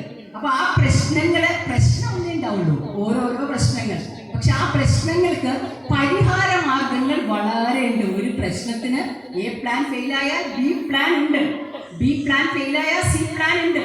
അങ്ങനെ Z വരെ പ്ലാൻ ഉള്ളപ്പോഴാണ് അഭ്യസ്ത വിദ്യരെന്നും ബൗദ്ധികമായിട്ട് ഉയർന്നു നിൽക്കുന്നെന്നും നല്ല വിദ്യാഭ്യാസമുള്ളവരെന്നും നല്ല വൃത്തിയും കൾച്ചറും ഉള്ളവരെന്നും ഒക്കെ നമ്മൾ അഭിമാനിക്കുന്ന കേരളത്തിനെ, കേരളീയർ എന്ന് പറയുന്ന ഒരു സമൂഹം, നമ്മുടെ കേരളത്തിന് ഒരു ഒമന പേരുള്ളത് സൂയിസൈഡൽ സ്റ്റേറ്റ്. ഏറ്റവും കൂടുതൽ ആത്മഹത്യാ നിരക്ക് രേഖപ്പെടുത്തുന്ന സംസ്ഥാനം. ഫിനാൻഷ്യൽ പ്രോബ്ലം വന്ന മക്കൾ കൂടെ വിഷം കൊണ്ട് മരിക്കുന്ന രക്ഷിതാക്കളുടെ പരീക്ഷാ പേടി, പരീക്ഷയെ ഫേസ് ചെയ്യാനുള്ള പേടി, പരീക്ഷ തോറ്റാൽ പേടി, ഇങ്ങനെയൊക്കെ എല്ലാത്തിനും സൂയിസൈഡ് നടക്കുന്നതിനേക്കാളും കൂടുതൽ സൂയിസൈഡൽ അറ്റംപ്റ്റ്സ് നടക്കുന്നുണ്ട്, അതിനുള്ള ശ്രമങ്ങൾ നടക്കുന്നുണ്ട്. ഇന്നലെ കഴിഞ്ഞ ഒരു 3 ദിവസം മുന്നേ ഞാനൊരു സ്കൂളിൽ പോയി. അവിടെ ചെന്നപ്പോൾ പാരൻസിൻ്റെ സെഷൻ എടുക്കാൻ വേണ്ടിയിട്ടായിരുന്നു. അപ്പോൾ അവിടെ ഒരു ഗ്രാൻഡ് മദർ ഇരിക്കുന്നുണ്ടായിരുന്നു. അപ്പോൾ അത് കഴിഞ്ഞിട്ട് ഒരു പ്രാവശ്യം അവരെ എന്നെ വിളിച്ചിട്ട് ആ മോനെയും കൊണ്ടുവന്നു. അവന് കുറച്ച് ഇന്റലക്ച്വൽ കപ്പാസിറ്റി കുറഞ്ഞ ഒരു മോനാണ്, ചെറിയ ഓട്ടിസ്റ്റിക് ലക്ഷണങ്ങളുണ്ട്. അപ്പോൾ ഞാൻ അവൻ്റെ ഹിസ്റ്ററി എടുക്കുമ്പം അമ്മ പറഞ്ഞതാണ് 5ാം ക്ലാസ്സിൽ പഠിക്കുന്ന സമയത്ത് ഇതുപോലൊരു പാരൻസ് മീറ്റിങ്ങിന് അവൻ്റെ അമ്മ പാരൻസ് മീറ്റിങ്ങിന് പോകുന്നു. അപ്പോൾ ഹസ്ബൻഡുമായിട്ട് കുറച്ച് ഇഷ്യൂസ് ഉണ്ട്, അവർ വളരെ അപ്സെറ്റാണ്, ടെൻഷനാണ്. അപ്പം ഈ കുട്ടിയുടെ പാരൻസ് മീറ്റിങ്ങിന് ചെന്നപ്പോൾ ടീച്ചർ പറഞ്ഞു, എല്ലാവരും കേൾക്കെ ടീച്ചർ പറഞ്ഞു, ഈ കുട്ടി ഉണ്ടല്ലോ അവൻ ഒന്നും പറഞ്ഞാൽ കേൾക്കില്ല, അവൻ എന്ത് പറഞ്ഞാലും തിരിച്ചു പറയും, ഈ കുട്ടിക്ക് എന്തോ പ്രശ്നമുണ്ട്. ടീച്ചർ കറക്റ്റായിട്ടാണ് ഐഡന്റിഫൈ ചെയ്തത്. കുട്ടിക്ക് പ്രശ്നം ഉണ്ടായിരുന്നു, ഒന്നുമില്ല എന്ന് എല്ലാവരും പറയുമ്പോഴും കുട്ടിക്ക് പ്രശ്നമുണ്ടായിരുന്നു. ടീച്ചർ കറക്റ്റായിട്ട് ഐഡന്റിഫൈ ചെയ്തു. നിങ്ങളുടെ മക്കളെ സ്കൂളിലേക്ക് വിടുമ്പോൾ അധ്യാപകർ ഒരു സർവഗേറ്റ് പാരന്റ് ആയിട്ടാണ് അവിടെ ആക്ട് ചെയ്യുന്നത്. എല്ലാവരും ഒരാണും പെണ്ണും ഫീമെയിൽ ടീച്ചേഴ്സ് എല്ലാവരും ഒരു അമ്മ മനസ്സുമായിട്ടാണ് മക്കളെ നോക്കുന്നത്. അപ്പൊ അവർ പറയുന്ന കാര്യങ്ങളെ അതേ ഗൗരവത്തോടെ സ്വീകരിക്കുകയും അതിലെന്തെങ്കിലും നല്ല കാര്യങ്ങൾ ഉണ്ടെങ്കിൽ അവരുടെ സജഷൻസിനെ നമ്മൾ നടപ്പിലാക്കുകയും ചെയ്യുക എന്നുള്ളത് ഒരു വലിയ കാര്യമാണ് കുട്ടികളുടെ വളർച്ചാഘട്ടത്തിൽ. കാരണം നിങ്ങളെക്കാളും കൂടുതൽ സമയം അവരെ ഒബ്സർവ് ചെയ്യുന്നത്, അവർക്ക് വേണ്ടി വർക്ക് ചെയ്യുന്നത്, അവർക്ക് വേണ്ടി പ്രാർത്ഥിക്കുന്നത്, അവർക്ക് വേണ്ടിയിട്ട് സ്വപ്നങ്ങൾ കാണുന്നത് അധ്യാപകരായതുകൊണ്ടാണ്. പക്ഷെ ഈ അമ്മ വളരെ റിബലായിട്ട് ടീച്ചറിനോട് റിയാക്ട് ചെയ്തു. എന്നുവെച്ചാൽ അവരുടെ കാര്യം വേറൊന്നും ആയിരുന്നില്ല, ഇത്രയും പേരുടെ മുന്നേ വെച്ചിട്ട് എൻ്റെ കുട്ടിയെ ടീച്ചർ ഇങ്ങനെ പറഞ്ഞു. അപ്പൊ സ്കൂളിൽ വലിയൊരു കരച്ചിലായി, വലിയ ബുദ്ധിമുട്ടിലായി. എന്നിട്ട് വീട്ടിൽ വന്നു. അവർ 6 മാസം കൊണ്ടേ ആയിട്ടുള്ളൂ ആ വീട് പാലുകാച്ചിട്ട്. അവിടെ വന്നിട്ട് ഈ മോൻ കണ്ടു നിൽക്കെ മണ്ണെണ്ണ എടുത്തൊഴിച്ച് അവർ തീ കൊളുത്തി മരിച്ചു. അങ്ങനെ അമ്മ നഷ്ടപ്പെടുന്ന ഒരു കുട്ടിക്കുണ്ടാകുന്ന ട്രോമ എന്തായിരിക്കും? ആ കുഞ്ഞിനെ ആരും നോക്കും? ഒരു അമ്മയുടെ വാത്സല്യത്തിലും ആഴത്തിലും ഒക്കെ ഈ ഭൂമിയിൽ ആരാണ് ഒരു കുഞ്ഞിനെ അത്ര സഹനത്തോടു കൂടി ശ്രദ്ധിക്കുക? ആൺകുട്ടിയായാലും പെൺകുട്ടിയായാലും എന്തിന്റെ പ്രശ്നങ്ങളിലായാലും നമ്മൾ ജീവൻ അവസാനിപ്പിക്കുന്ന ഒരു കാര്യത്തെക്കുറിച്ച് ചിന്തിച്ചാൽ, അവരെ സൃഷ്ടിച്ചെടുത്ത, അവരെ ഇങ്ങനെ ഭൂമിയിലേക്ക് വരാൻ കാരണമായ ഒരു മീഡിയമായിട്ട് വർത്തിച്ച നമ്മുടെ റോളിന് നമ്മൾ കൊടുക്കുന്ന പ്രാധാന്യം എന്താണ്? ആ മക്കള് അവരുടെ ജീവിതത്തിലുടനീളം ആ ട്രോമയുമായിട്ട് ജീവിക്കേണ്ടി വരും. അപ്പോൾ അത് ടീച്ചറുടെ കുഴപ്പമൊന്നുമല്ല, ടീച്ചർ അങ്ങനെ പറഞ്ഞത് കൊണ്ടൊന്നും അല്ല, അവരുടെ മാനസികാരോഗ്യം അത്ര താഴെയായിരുന്നു. ഞാൻ വളരെ സ്നേഹത്തോടെ പറയട്ടെ, നിങ്ങൾക്ക് കണ്ടിന്യൂസ് ആയിട്ട് ടെൻഷൻ ഉണ്ടെങ്കിൽ, കണ്ടിന്യൂസ് ആയിട്ട് നിങ്ങൾ സ്ട്രെസ് ക്യാരി ചെയ്യുന്നുണ്ടെങ്കിൽ, നിങ്ങളുടെ നെഞ്ചിൻ്റെ അകത്തൊരു ഭാരം, നെഞ്ചിന് നടുക്കായിട്ട് വലിയ പെയിൻ, നിങ്ങളുടെ അടിവയറിന്റെ ഭാഗത്ത് നിന്ന് എപ്പോഴും ഒരു ബേണിംഗ് എഫക്റ്റ്, നിങ്ങൾക്ക് അടിവയറിൽ നിന്ന് ബട്ടർഫ്ലൈസ് ഉണ്ടാകുന്ന ഒരു എഫക്റ്റ്, ഇതൊക്കെ ഉണ്ടെങ്കിൽ നിങ്ങൾ സ്ട്രെസ്ഡ് ആണ്, ടെൻഷനാണ് എനിക്ക് എന്ന് തിരിച്ചറിയണം. ഒന്നിനോടും താല്പര്യമില്ല, ആരോട് സംസാരിക്കാൻ താല്പര്യമില്ല, എപ്പോഴും ക്ഷീണം, നടുവേദന, shoulder pain, body pain, joint pain, അങ്ങനെയൊക്കെ ആണെങ്കിൽ നിങ്ങൾ ഉള്ളിൽ സ്ട്രെസ്ഡ് ആണ് എന്ന് തിരിച്ചറിയണം. ഇടയ്ക്കിടയ്ക്ക് മൈഗ്രെയിൻ, സ്കിൻ അലർജി, സിവിയർ ആയിട്ട് താരൻ, ഇങ്ങനെയുള്ള പ്രശ്നങ്ങൾ ഉണ്ടെങ്കിൽ, മീൻസ് PCOD, പീരിയോഡിക്കൽ സൈക്കിൾ വരുമ്പോൾ ഓവർ ബ്ലീഡിങ്, ഇറഗുലർ പീരീഡ്സ്, ഇങ്ങനെയൊക്കെ ഉണ്ടെങ്കിലും അത് സ്ട്രെസ്സിന്റെ റിഫ്ലക്ഷൻ ആണ് എന്ന് തിരിച്ചറിയണം. നിങ്ങളുടെ കുട്ടികൾക്ക് അത് വരുമ്പോഴും അവർ ഇന്റേണലി നല്ല സുഖാവസ്ഥയിലല്ല, നല്ല സന്തോഷാവസ്ഥയിലല്ല എന്ന് തിരിച്ചറിയണം. അപ്പോൾ ഈ 90% വരുന്ന സബ് കോൺഷ്യസ് മൈൻഡിന് വേണ്ടിയിട്ടുള്ള ട്രീറ്റ്മെന്റ് ആണ് സൈക്കോതെറപ്പി എന്ന് പറയുന്നത്. സബ് കോൺഷ്യസ് മൈൻഡിലെ ആ ഇന്നർ ചൈൽഡ് ഹീലിംഗ്, കുട്ടിക്കാലത്തെ നമ്മൾ പേറുന്ന ഭയത്തെ, കുട്ടിക്കാലത്തെ പേറുന്ന അപമാനങ്ങളെ, വേദനകളെ നമ്മൾ നീക്കിക്കൊടുക്കും. സൈക്കോളജിസ്റ്റ് ചെയ്യുന്ന എന്താണെന്ന് വെച്ചാൽ 10% വരുന്ന ബോധ മനസ്സിലുള്ള കൗൺസിലിംഗ് ആണ്. സംസാരത്തിലൂടെയാണ് അവരത് എന്ത് ചെയ്യുന്നത്? ദൂരീകരിക്കുന്നത്. ഇനി സൈക്കോസിസ്, ഇപ്പൊ ഓട്ടിസ്റ്റിക് ആയിട്ടുള്ള കുട്ടികൾ, സിവിയർ ADHD, ഇപ്പൊ കഴിഞ്ഞ ദിവസം ഞാനൊരു, ഇപ്പൊ നിങ്ങൾക്കറിയാം 80% ആൺകുട്ടികൾ, കേരളത്തിൽ ജനിക്കുന്ന 80% ആൺകുട്ടികൾക്കും ADHD, ഹൈപ്പർ ആക്റ്റീവ്, വിരിഞ്ഞിരിപ്പെന്ന് നമ്മൾ പറയില്ലേ, ഒരിടത്ത് അടങ്ങിയിരിക്കില്ല. അതൊരു രോഗാവസ്ഥയൊന്നുമല്ല, പക്ഷെ അത് രോഗാവസ്ഥയാകുന്നത് കുട്ടികൾ സിവിയർ ആയിട്ട്. ഇപ്പൊ കഴിഞ്ഞ ദിവസം മോനെ കൊണ്ടുവന്നപ്പോ അമ്മ പറഞ്ഞു, പൂച്ചയൊക്കെ കണ്ടു കഴിഞ്ഞാൽ ചെന്നെടുക്കുന്നു, കഴുത്തിന് തന്നെ ഓടിച്ചു കളയുന്നത്ര. അമ്മൂമ്മയുടെ നല്ല വെളുത്ത ശരീരമാണ്, ഫുള്ളായിട്ട് മാന്തി പറിച്ച് വെച്ചേക്കാണ്. അപ്പൊ ഹൈപ്പർ ആക്റ്റീവ് ആണ്. അങ്ങനെ അഗ്രസീവ് ബിഹേവിയർ ഉണ്ടെങ്കിൽ നിങ്ങൾ സൈക്യാട്രിസ്റ്റിനെ കാണിച്ച് മെഡിസിൻ കൊടുക്കണം. സൈക്യാട്രിസ്റ്റ് മാത്രമാണ് മെഡിസിൻ കൊടുക്കുക. അപ്പോൾ ഈ മെഡിസിൻ അവരുടെ ആ ഹോർമോൺ, വളരെ വയലന്റ് ആയിട്ട് ആക്ട് ചെയ്യുന്ന, അഗ്രസീവായിട്ട് ആക്ട് ചെയ്യുന്ന ഹോർമോണിനെ അറസ്റ്റ് ചെയ്യുകയും ഇതിനെ കുറച്ചുകൂടെ പീസ്ഫുൾ ആയിട്ട് മുന്നോട്ട് കൊണ്ടുപോകാനായിട്ട് സഹായിക്കുകയും ചെയ്യും. അപ്പോൾ ഒരു മാനസിക രോഗം, അതായത് സൈക്കോസിസ് പോലുള്ള അസുഖങ്ങൾക്ക് മക്കൾക്ക് അങ്ങനെയുള്ള ട്രീറ്റ്മെന്റ് കൊടുക്കണം. പിന്നെ കുട്ടികളിൽ ശ്രദ്ധിക്കേണ്ടത് അവരുടെ വായന. ഇപ്പൊ ഡിസ്ലെക്സിയ ഉള്ള കുട്ടികൾ, റീഡിങ്, അക്ഷരങ്ങളെ ശരിയായ രീതിയിൽ വായിക്കാൻ പറ്റില്ല, ഒരു ഫ്ലൈ ചെയ്യുന്നത് പോലെ തോന്നും, അക്ഷരങ്ങൾ കണ്ണിൽ പതിയില്ല, അങ്ങനെയുള്ള കാര്യങ്ങൾ നമ്മൾ ചെറുതിലേ ഐഡന്റിഫൈ ചെയ്ത് കഴിഞ്ഞാൽ അതിൻ്റെ ഒരുപാട് കറക്റ്റീവ് മെഷേഴ്സ് കൊണ്ട് ഒരു ഹൈസ്കൂൾ, ഹയർ സെക്കൻഡറി ലെവലിൽ എത്തപ്പോഴേക്കും വളരെ നന്നായിട്ട് ഇമ്പ്രൂവ് ചെയ്തെടുക്കാൻ പറ്റും. ഡിസ്ഗ്രാഫിയ, 6 എഴുതുമ്പോൾ തലതിരിച്ച് എഴുതുക, 9 എഴുതുമ്പോൾ തെറ്റി എഴുതുക, ഇങ്ങനെ അക്ഷരങ്ങളെ തലതിരിച്ച് എഴുതുന്ന ഡിസ്ഗ്രാഫിയ എന്ന് പറയുന്ന ഒരു ഡിസബിലിറ്റി ഉണ്ടെങ്കിൽ നമ്മളത് ഐഡന്റിഫൈ ചെയ്യണം. ഡിസ്കാൽക്കുലിയ, എത്ര കൂട്ടിയാലും 2 2 5 കിട്ടുള്ളൂ, 3 3 7 കിട്ടുള്ളൂ. അപ്പോൾ ഡിസ്കാൽക്കുലിയ, കാൽക്കുലേഷൻ ഒരു പ്രോബ്ലം ഉണ്ട് എന്നുള്ളത് നമ്മൾ ഐഡന്റിഫൈ ചെയ്യണം. പാരഗ്രാഫായിട്ട് എഴുതാൻ പറ്റുന്നില്ല, പാരഗ്രാഫ് വായിക്കാൻ പറ്റുന്നില്ല, ഡിസ്പ്രാക്സിയ. ഓട്ടിസ്റ്റിക് ആയിട്ടുള്ള കാര്യങ്ങൾ നിങ്ങൾക്ക് അറിയാം, റെപ്പറ്റീവ് ആയിട്ടുള്ള ബിഹേവിയേഴ്സ് ഉണ്ടാവുക, ഒബ്സസീവ് ആയിട്ടുള്ള കാര്യങ്ങൾ ഉണ്ടാവുന്നുണ്ട്. കുട്ടികളെ പെട്ടെന്ന് എപ്പോഴും കൈ കഴുകിക്കൊണ്ടേയിരിക്കുക, ആവർത്തിച്ച് ഒരേ കാര്യം ചെയ്തുകൊണ്ടേയിരിക്കുക, ആവർത്തിച്ച് ഒരേ പിക്ചർ വരച്ചുകൊണ്ടേയിരിക്കുക. അതൊക്കെ കുട്ടികൾക്ക് ഒബ്സസീവ് കമ്പൽസീവ് ഡിസോർഡർ, OCD-യുടെ ഒരു ചെറിയ തുടക്കമാണ്. ഇത്തരം കാര്യങ്ങൾക്ക് നമ്മൾ വളരെ ശ്രദ്ധിക്കണം. അത് എനിക്ക് ഏറ്റവും ആദ്യം പറയാനുള്ളത്, നിങ്ങളുടെ കുട്ടികളുടെയും നിങ്ങളുടെയും ബ്രെയിനിനെ അറിയുക എന്നുള്ളതാണ്. അതിന് നമ്മുടെ ഈ ബ്രെയിനിന്റെ മുൻഭാഗം, ഈ നെറ്റിയുടെ ഭാഗം വളരെ പ്രധാനമാണ്. കൊച്ചു മക്കളുടേത് അത് തട്ടാനും മുട്ടാനും ഒന്നും പാടില്ല എന്ന് ഡോക്ടേഴ്സ് പറയും. എന്തുകൊണ്ടാ വെച്ചാൽ ഈ ഭാഗം തീരുമാനമെടുക്കുന്നത്, നല്ല പെരുമാറ്റം, നല്ല പ്രോബ്ലം സോൾവിങ് സ്കിൽ, നല്ല ഡിസിഷൻ മേക്കിംഗ് സ്കിൽ, ഇതൊക്കെ ഈ ഭാഗത്തിന്റെ വളർച്ചയെ ആശ്രയിച്ചാണ് ഇരിക്കുന്നത്. കുട്ടികളുടെ മാത്രമല്ല കേട്ടോ, മുതിർന്ന ആൾക്കാരുടെയും ഈ തലച്ചോറിന്റെ മുൻഭാഗം വളരെ പ്രധാനമാണ്. ഈ മുൻഭാഗത്തെ 4 ന്യൂറോ ട്രാൻസ്മിറ്റേഴ്സ് ഉണ്ട്. ഈ 4 ന്യൂറോ ട്രാൻസ്മിറ്റേഴ്സിൽ ഒന്നാമത്തത് ഡോപ്പമൈൻ എന്ന് പറയുന്ന ന്യൂറോ ട്രാൻസ്മിറ്റർ ആണ്. ഡോപ്പമൈനെ ആഹ്ലാദത്തിന്റെ ഹോർമോൺ എന്നാണ് നമ്മൾ വിളിക്കുക. ഡോപ്പമൈൻ നല്ല ആക്ടിവേറ്റ് ചെയ്യും. ഇവിടെ ഡാൻസ് ചെയ്യുന്നവരെ ശ്രദ്ധിച്ചാൽ അവർക്ക് ഹാപ്പിയാണ്. എന്താ വെച്ചാൽ ഡോപ്പമൈൻ നല്ല ആക്ടിവേറ്റ് ചെയ്യും. നമ്മൾ അവരെ അപ്രീഷിയേറ്റ് ചെയ്ത് കൈവരിക്കുമ്പോൾ നമ്മൾ ഹാപ്പിയാണ്. എന്താ വെച്ചാൽ ഡോപ്പമൈൻ ആക്ടിവേറ്റ് ചെയ്തു. ഈ ഡോപ്പമൈൻ ആക്ടിവേറ്റ് ചെയ്തിരിക്കുന്ന ആൾക്കാർ നല്ല സന്തോഷമായിട്ടിരിക്കും. പ്രത്യേകിച്ച് കാരണമൊന്നും വേണ്ട കേട്ടോ, നല്ല സന്തോഷമായിട്ടിരിക്കും. പിന്നെ സന്തോഷം എന്ന് പറയുന്നത് നമ്മൾ ആഗ്രഹിക്കുന്നത് എല്ലാം നേടിയിട്ടുണ്ടാകുന്ന ഒരു വികാരമല്ല.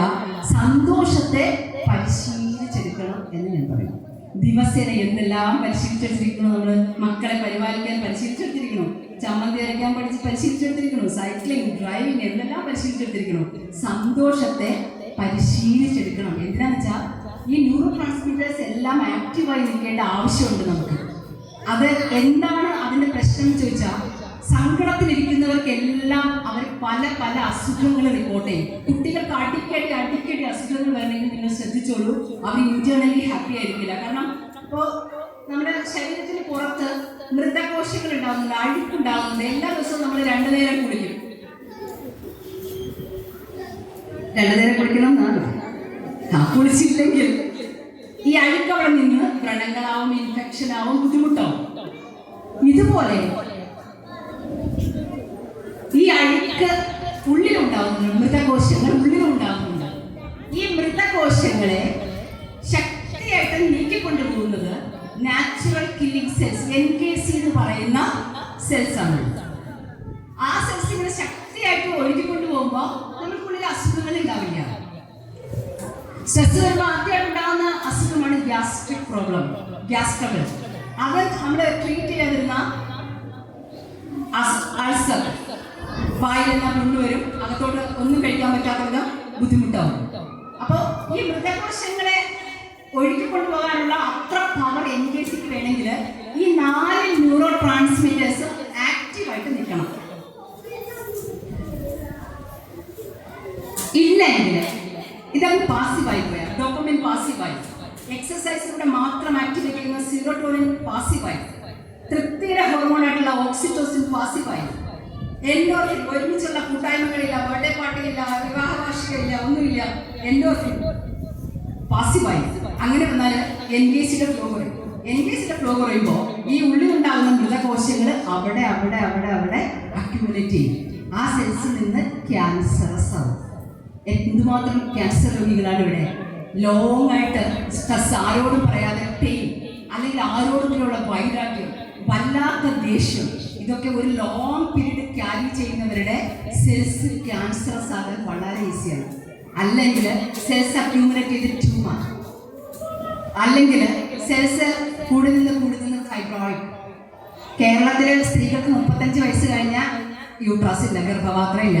നമ്മൾ പറയും മാസാമാസമുള്ള അത് രക്ഷപ്പെട്ടു. പക്ഷെ അവിടെ തൊട്ട് തുടങ്ങുകയും, അതായത് ബോഡിയുടെ ടെമ്പറേച്ചർ മെയിൻറ്റെയിൻ ചെയ്യാൻ പറ്റില്ല, ഇമോഷൻസ് റെഗുലേറ്റ് ചെയ്യാൻ പറ്റില്ല. രാവിലെ ലക്ഷ്മി ദേവിയോട് ചിരിച്ചുകൊണ്ട് നിൽക്കും, 10 മിനിറ്റ് കഴിയുമ്പോൾ ഭദ്രകാളിയെ പോലെ ഉറങ്ങിയതുള്ളൂ. കുറെ കഴിയുമ്പോൾ കരഞ്ഞ് നിലവിളിച്ച് താഴെ കിടക്കും. പിന്നെ ആരോടും മിണ്ടൂല, മുഖത്ത് നോക്കൂല. ഒരു 35 വയസ്സ് കഴിഞ്ഞാൽ വീടുകളിലെ പാർട്ട്ണർ, ഭർത്താവും മക്കളും സ്ത്രീകളോട് പറയുന്ന ഒരു വാചകം എന്ന് പറഞ്ഞാൽ വായൊന്ന് അടച്ചു വയ്ക്കൂ. നമ്മളിങ്ങനെ സംസാരിച്ചു കൊണ്ടേയിരിക്കും. കാരണം അകത്തുള്ള ഫ്രസ്ട്രേഷനാണ്. ആകെ ചൂട് കൂടുന്നു, ആകെ ബുദ്ധിമുട്ട് കൂടുന്നു. എത്രയോ മനുഷ്യർ, എത്രയോ സ്ത്രീകൾ ഈ ഒരു ആത്മവിരാമത്തിലേക്കുള്ള യാത്രയാണ്, ഹോർമോൺ ചേഞ്ച് അല്ല എന്ന് തിരിച്ചറിഞ്ഞുകൊണ്ട് അത് തിരിച്ചറിയപ്പെടാതെ സൈക്യാട്രിക് മെഡിസിൻ കഴിക്കുന്നുണ്ടെന്ന് അറിയാമോ? പിന്നെ ഉറങ്ങണമെങ്കിൽ മെഡിസിൻ കഴിച്ചേ ഉറങ്ങാൻ പറ്റുള്ളൂ. ഞാൻ പറഞ്ഞത് ഈ ന്യൂറോ ട്രാൻസ്മിറ്റേഴ്സിനെ നല്ല ആക്ടിവേറ്റ് ചെയ്യണമെങ്കിൽ ഡോപ്പമൈൻ എന്ന് പറഞ്ഞാൽ, ആരെങ്കിലും നമ്മളെക്കുറിച്ച് നല്ല വർത്തമാനം പറഞ്ഞാൽ, നമ്മൾ തന്നെ നമ്മളെക്കുറിച്ച് നല്ല വർത്തമാനം പറഞ്ഞാൽ ഡോപ്പമൈൻ ആക്ടിവേറ്റഡ് ആവും. രാവിലെ കണ്ണാടി വെക്കുമ്പോൾ അയ്യോ എന്തൊരു സൗന്ദര്യമാണ്, ഞാൻ മാത്രമല്ലേ ഉള്ളൂ. ഓക്കെ, നമ്മളെ പോലെ ഈ ഭൂമിയിൽ, ഈ പ്രപഞ്ചത്തിൽ നമ്മുടെ കൃഷ്ണമണിയുള്ള, നമ്മളുടെ ഫിംഗർ പ്രിന്റ്സ് ഉള്ള ഒറ്റൊരാളെ ഉണ്ടായിട്ടുള്ളൂ. നിങ്ങളെ പോലെ ഒരാളെ നിങ്ങൾ വേറെ കണ്ടിട്ടുണ്ടോ? എന്നെ പോലെ ഒരാളെ വേറെ കണ്ടിട്ടുണ്ടോ? കണ്ടെടുക്കാൻ പറ്റുമോ? ഇല്ല. നിങ്ങളുടെ മക്കളെ പോലെ ഈ പ്രപഞ്ചത്തിൽ ഒറ്റൊരാളല്ലേ ഉണ്ടായിട്ടുള്ളൂ. അപ്പോഴാണ് നമ്മൾ പറയുന്നത് അപ്പുറത്തെ ഷീലയുടെ മോനെ കണ്ട് നോക്കുക, അവിടെ പഠിക്കുക, ആ കൊച്ചു എന്തൊരു നല്ല പഠിക്കും, നല്ല അനുസരണ. അങ്ങനെ പറയാമോ? നിങ്ങളുടെ കുട്ടികളെ മോശമാക്കണമെങ്കിൽ ഒറ്റ കാര്യം പറഞ്ഞാൽ എന്നും കമ്പയർ ചെയ്താൽ ആരോടെങ്കിലും. സോ നിങ്ങൾ കുട്ടികളെ കമ്പയർ ചെയ്യരുത്. കാരണം അവരുടെ ജേണി അവരുടെ മാത്രം ജേണിയാണ്. അതിന് വേണ്ടിയിട്ടാണ് അവരിവിടെ വന്നിരിക്കുന്നത്. പ്രത്യേകിച്ച് ഞാൻ പറയട്ടെ, മക്കളെ മാറ്റിയെടുക്കാൻ ശ്രമിക്കരുത്. അധ്യാപകരോട് ഞാൻ പറയാറുണ്ട്, മക്കളെ മാറ്റിയെടുക്കാൻ ശ്രമിക്കരുത്. Accept your kids the way they are. അവരെങ്ങനെയാണോ ഉണ്ടായിരിക്കുന്നത് അങ്ങനെ അക്സെപ്റ്റ് ചെയ്യുക. പാളം തെറ്റുമ്പോഴൊക്കെ പാളത്തിലേക്ക് ശ്രദ്ധയോടെ സ്നേഹത്തോടെ വിളിച്ചു കൊടുക്കുക. അതുപോലെ കീടങ്ങൾ വന്നിരിക്കാതെയും മോശപ്പെടാതെയും നല്ല ശീലങ്ങൾ ഉണ്ടാക്കി കൊടുത്തും അവരുടെ അഡൾട്ട് ഈഗോയെ നല്ല ഡെവലപ്പ് ചെയ്തുകൊണ്ട് നല്ല മച്ചുവേർഡായിട്ട് റെസ്പോൺസിബിൾ ആയിട്ടുള്ള കാര്യങ്ങളിലേക്ക് കുട്ടികളെ കൊണ്ടെത്തിക്കണം. അതായത് അവരുടെ പ്രായത്തിനനുസരിച്ചുള്ള കാര്യങ്ങൾ അവരെ കൊണ്ട് തന്നെ ചെയ്യിക്കണം. അവരുടെ ബെഡ് വിരിക്കുക, അവരുടെ സ്റ്റഡി ടേബിൾ നല്ലപോലെ അറേഞ്ച് ചെയ്ത് വെക്കുക, വീട്ടിൽ വന്നു കഴിഞ്ഞാൽ അവരുടെ ഷൂസ് കാര്യങ്ങളൊക്കെ ഒരു സ്ഥലത്ത് തന്നെ വെക്കുക, തുണികൾ ലോണ്ടറിയിൽ ഇടുക, ഭക്ഷണം കഴിക്കുമ്പോൾ മൊബൈലും ടി വിയും ഒക്കെ ഓഫായി. ഒരു കാര്യം ഞാൻ പ്രത്യേകം പറയട്ടെ, ഭക്ഷണം കഴിക്കുമ്പോൾ don't connect your food with electronic gadgets. ന്യൂറോൺസിൽ ഫയർ ഉണ്ടാവും. അപ്പോൾ കുട്ടികളെ ആകെ ചെയ്തിട്ടുള്ളത് റിമോട്ട് കിടക്കുന്നതാണ്.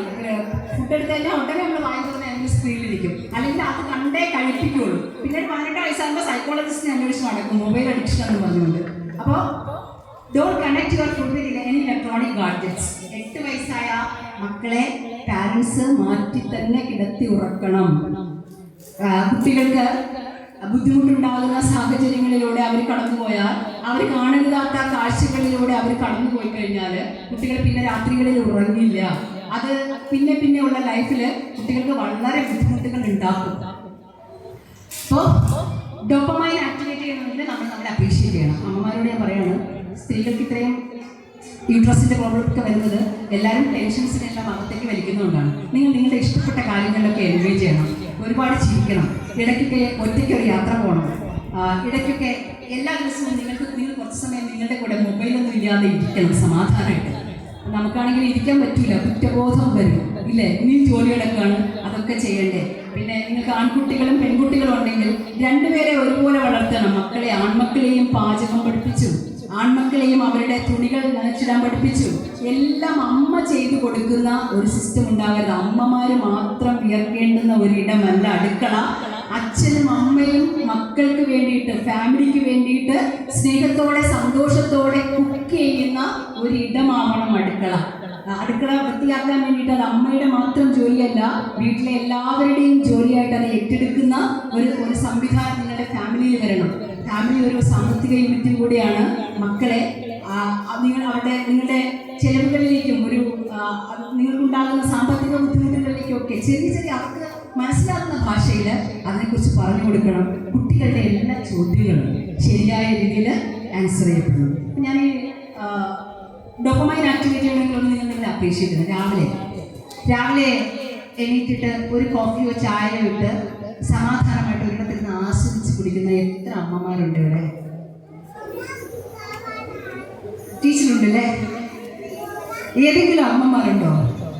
ഒന്നേ നമുക്ക് കുറ്റബോധം വരും, അയ്യോ ഭർത്താവിന് കൊടുത്തില്ല, പിള്ളേർ എണീറ്റില്ല, പിന്നെ ചായ ഒഴിച്ചാലോ, ദോശ ചുടുന്നതിനിടയിലും ചട്നി ഉണ്ടാക്കുന്നതിനിടയിലും അങ്ങോട്ടോട്ടത്തിനിടയിലും ഇങ്ങോട്ടോട്ടത്തിനിടയിലൊക്കെ നമ്മൾ എങ്ങനെയെങ്കിലുമൊക്കെ അത് പിടിച്ചു തീർക്കും, ഇല്ലേ?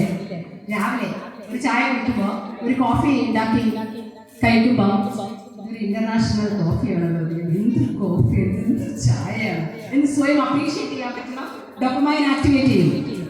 അല്ലെങ്കിൽ ചില പാർട്ട്ണർ പറയണം, എടി നല്ല ചായ പറയൂ. കല്യാണം കഴിഞ്ഞിട്ട് പിറ്റേന്ന് കണ്ട ചായ കൊടുത്തപ്പോൾ മുഖത്ത് നോക്കി ഒരു ചിരി വെച്ചതാണ്, പിന്നെ കണ്ടിട്ടേ ഇല്ല മുഖം. 6 മാസം കഴിഞ്ഞാൽ തീരെ കാണുകയില്ല, വരുന്നു പോകുന്നു, ഒന്നും ചെയ്യില്ല. അപ്പോൾ അപ്രീസിയേഷൻ കിട്ടില്ല സ്ത്രീകൾക്ക്. ഏറ്റവും കൂടുതൽ ഡിപ്രഷൻ, വിഷാദം റിപ്പോർട്ട് ചെയ്തിരിക്കുന്നത് കേരളത്തിലെ സ്ത്രീകൾക്കാണ്. എന്താണ്? ആരെയും ഒരു നല്ല വർത്തമാനമില്ല. സാമ്പാറിൽ എത്ര നന്നായിട്ട് സാമ്പാർ വെച്ചാലും മിണ്ടൂല, നല്ലതായിട്ട് കഴിച്ചിട്ട് പോകും. പക്ഷേ ഒരു ദിവസം സാമ്പാറിൽ ഉപ്പിന് പകരം പഞ്ചസാര ഇട്ടു, അല്ലെങ്കിൽ ഒരു വ്യക്തിൻ്റെ മുളക് പൊടി നമ്മൾ തട്ടി, അന്ന് നല്ലപോലെ സ്ട്രോക്ക് കിട്ടും, ഇല്ലേ? ആവശ്യത്തിന് ചീത്ത കിട്ടും. അപ്പോൾ ആ ഒരു ശ്രദ്ധയെങ്കിലും നേടാൻ വേണ്ടിയിട്ട് ആൾക്കാർ ശ്രമിച്ചുകൊണ്ടേയിരിക്കും.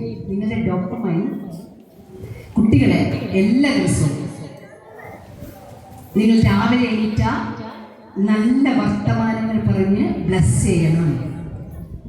പ്രത്യേകിച്ച് ഞാൻ പറയട്ടെ, 18 വയസ്സ് വരെ നിങ്ങൾക്കൊരു പെൺകുട്ടി ഉണ്ടെങ്കിൽ അച്ഛൻ പെൺകുട്ടിയുടെ ബോയ് ഫ്രണ്ടായിരിക്കണം. കുഴപ്പമുണ്ടോ? അപകടമുണ്ടോ? ഇല്ല. എന്നുവെച്ചാൽ ഏത് പ്രസക്റ്റാണെങ്കിലും നിങ്ങളുടെ കുട്ടിയെ നല്ലപോലെ അപ്രീഷിയേറ്റ് ചെയ്യണം. എല്ലാ ദിവസവും അച്ഛൻ്റെ ടൈറ്റായിട്ടുള്ള ഹഗ് കിട്ടുന്ന, അച്ഛൻ്റെ ഉമ്മ നെറ്റിമേൽ വാങ്ങിക്കുന്ന, അച്ഛൻ്റെ മണം, ശരീരത്തിൻ്റെ മണം, സ്കിന്നിൻ്റെ മണം നമുക്ക് ഒരാൾക്ക് മാത്രമേ അതുപോലൊരു മണം ഉണ്ടാവുള്ളൂ, അല്ലേ? യുണീക്കായിട്ട് വേറെ ആൾക്കാർ ഉണ്ടാവില്ല.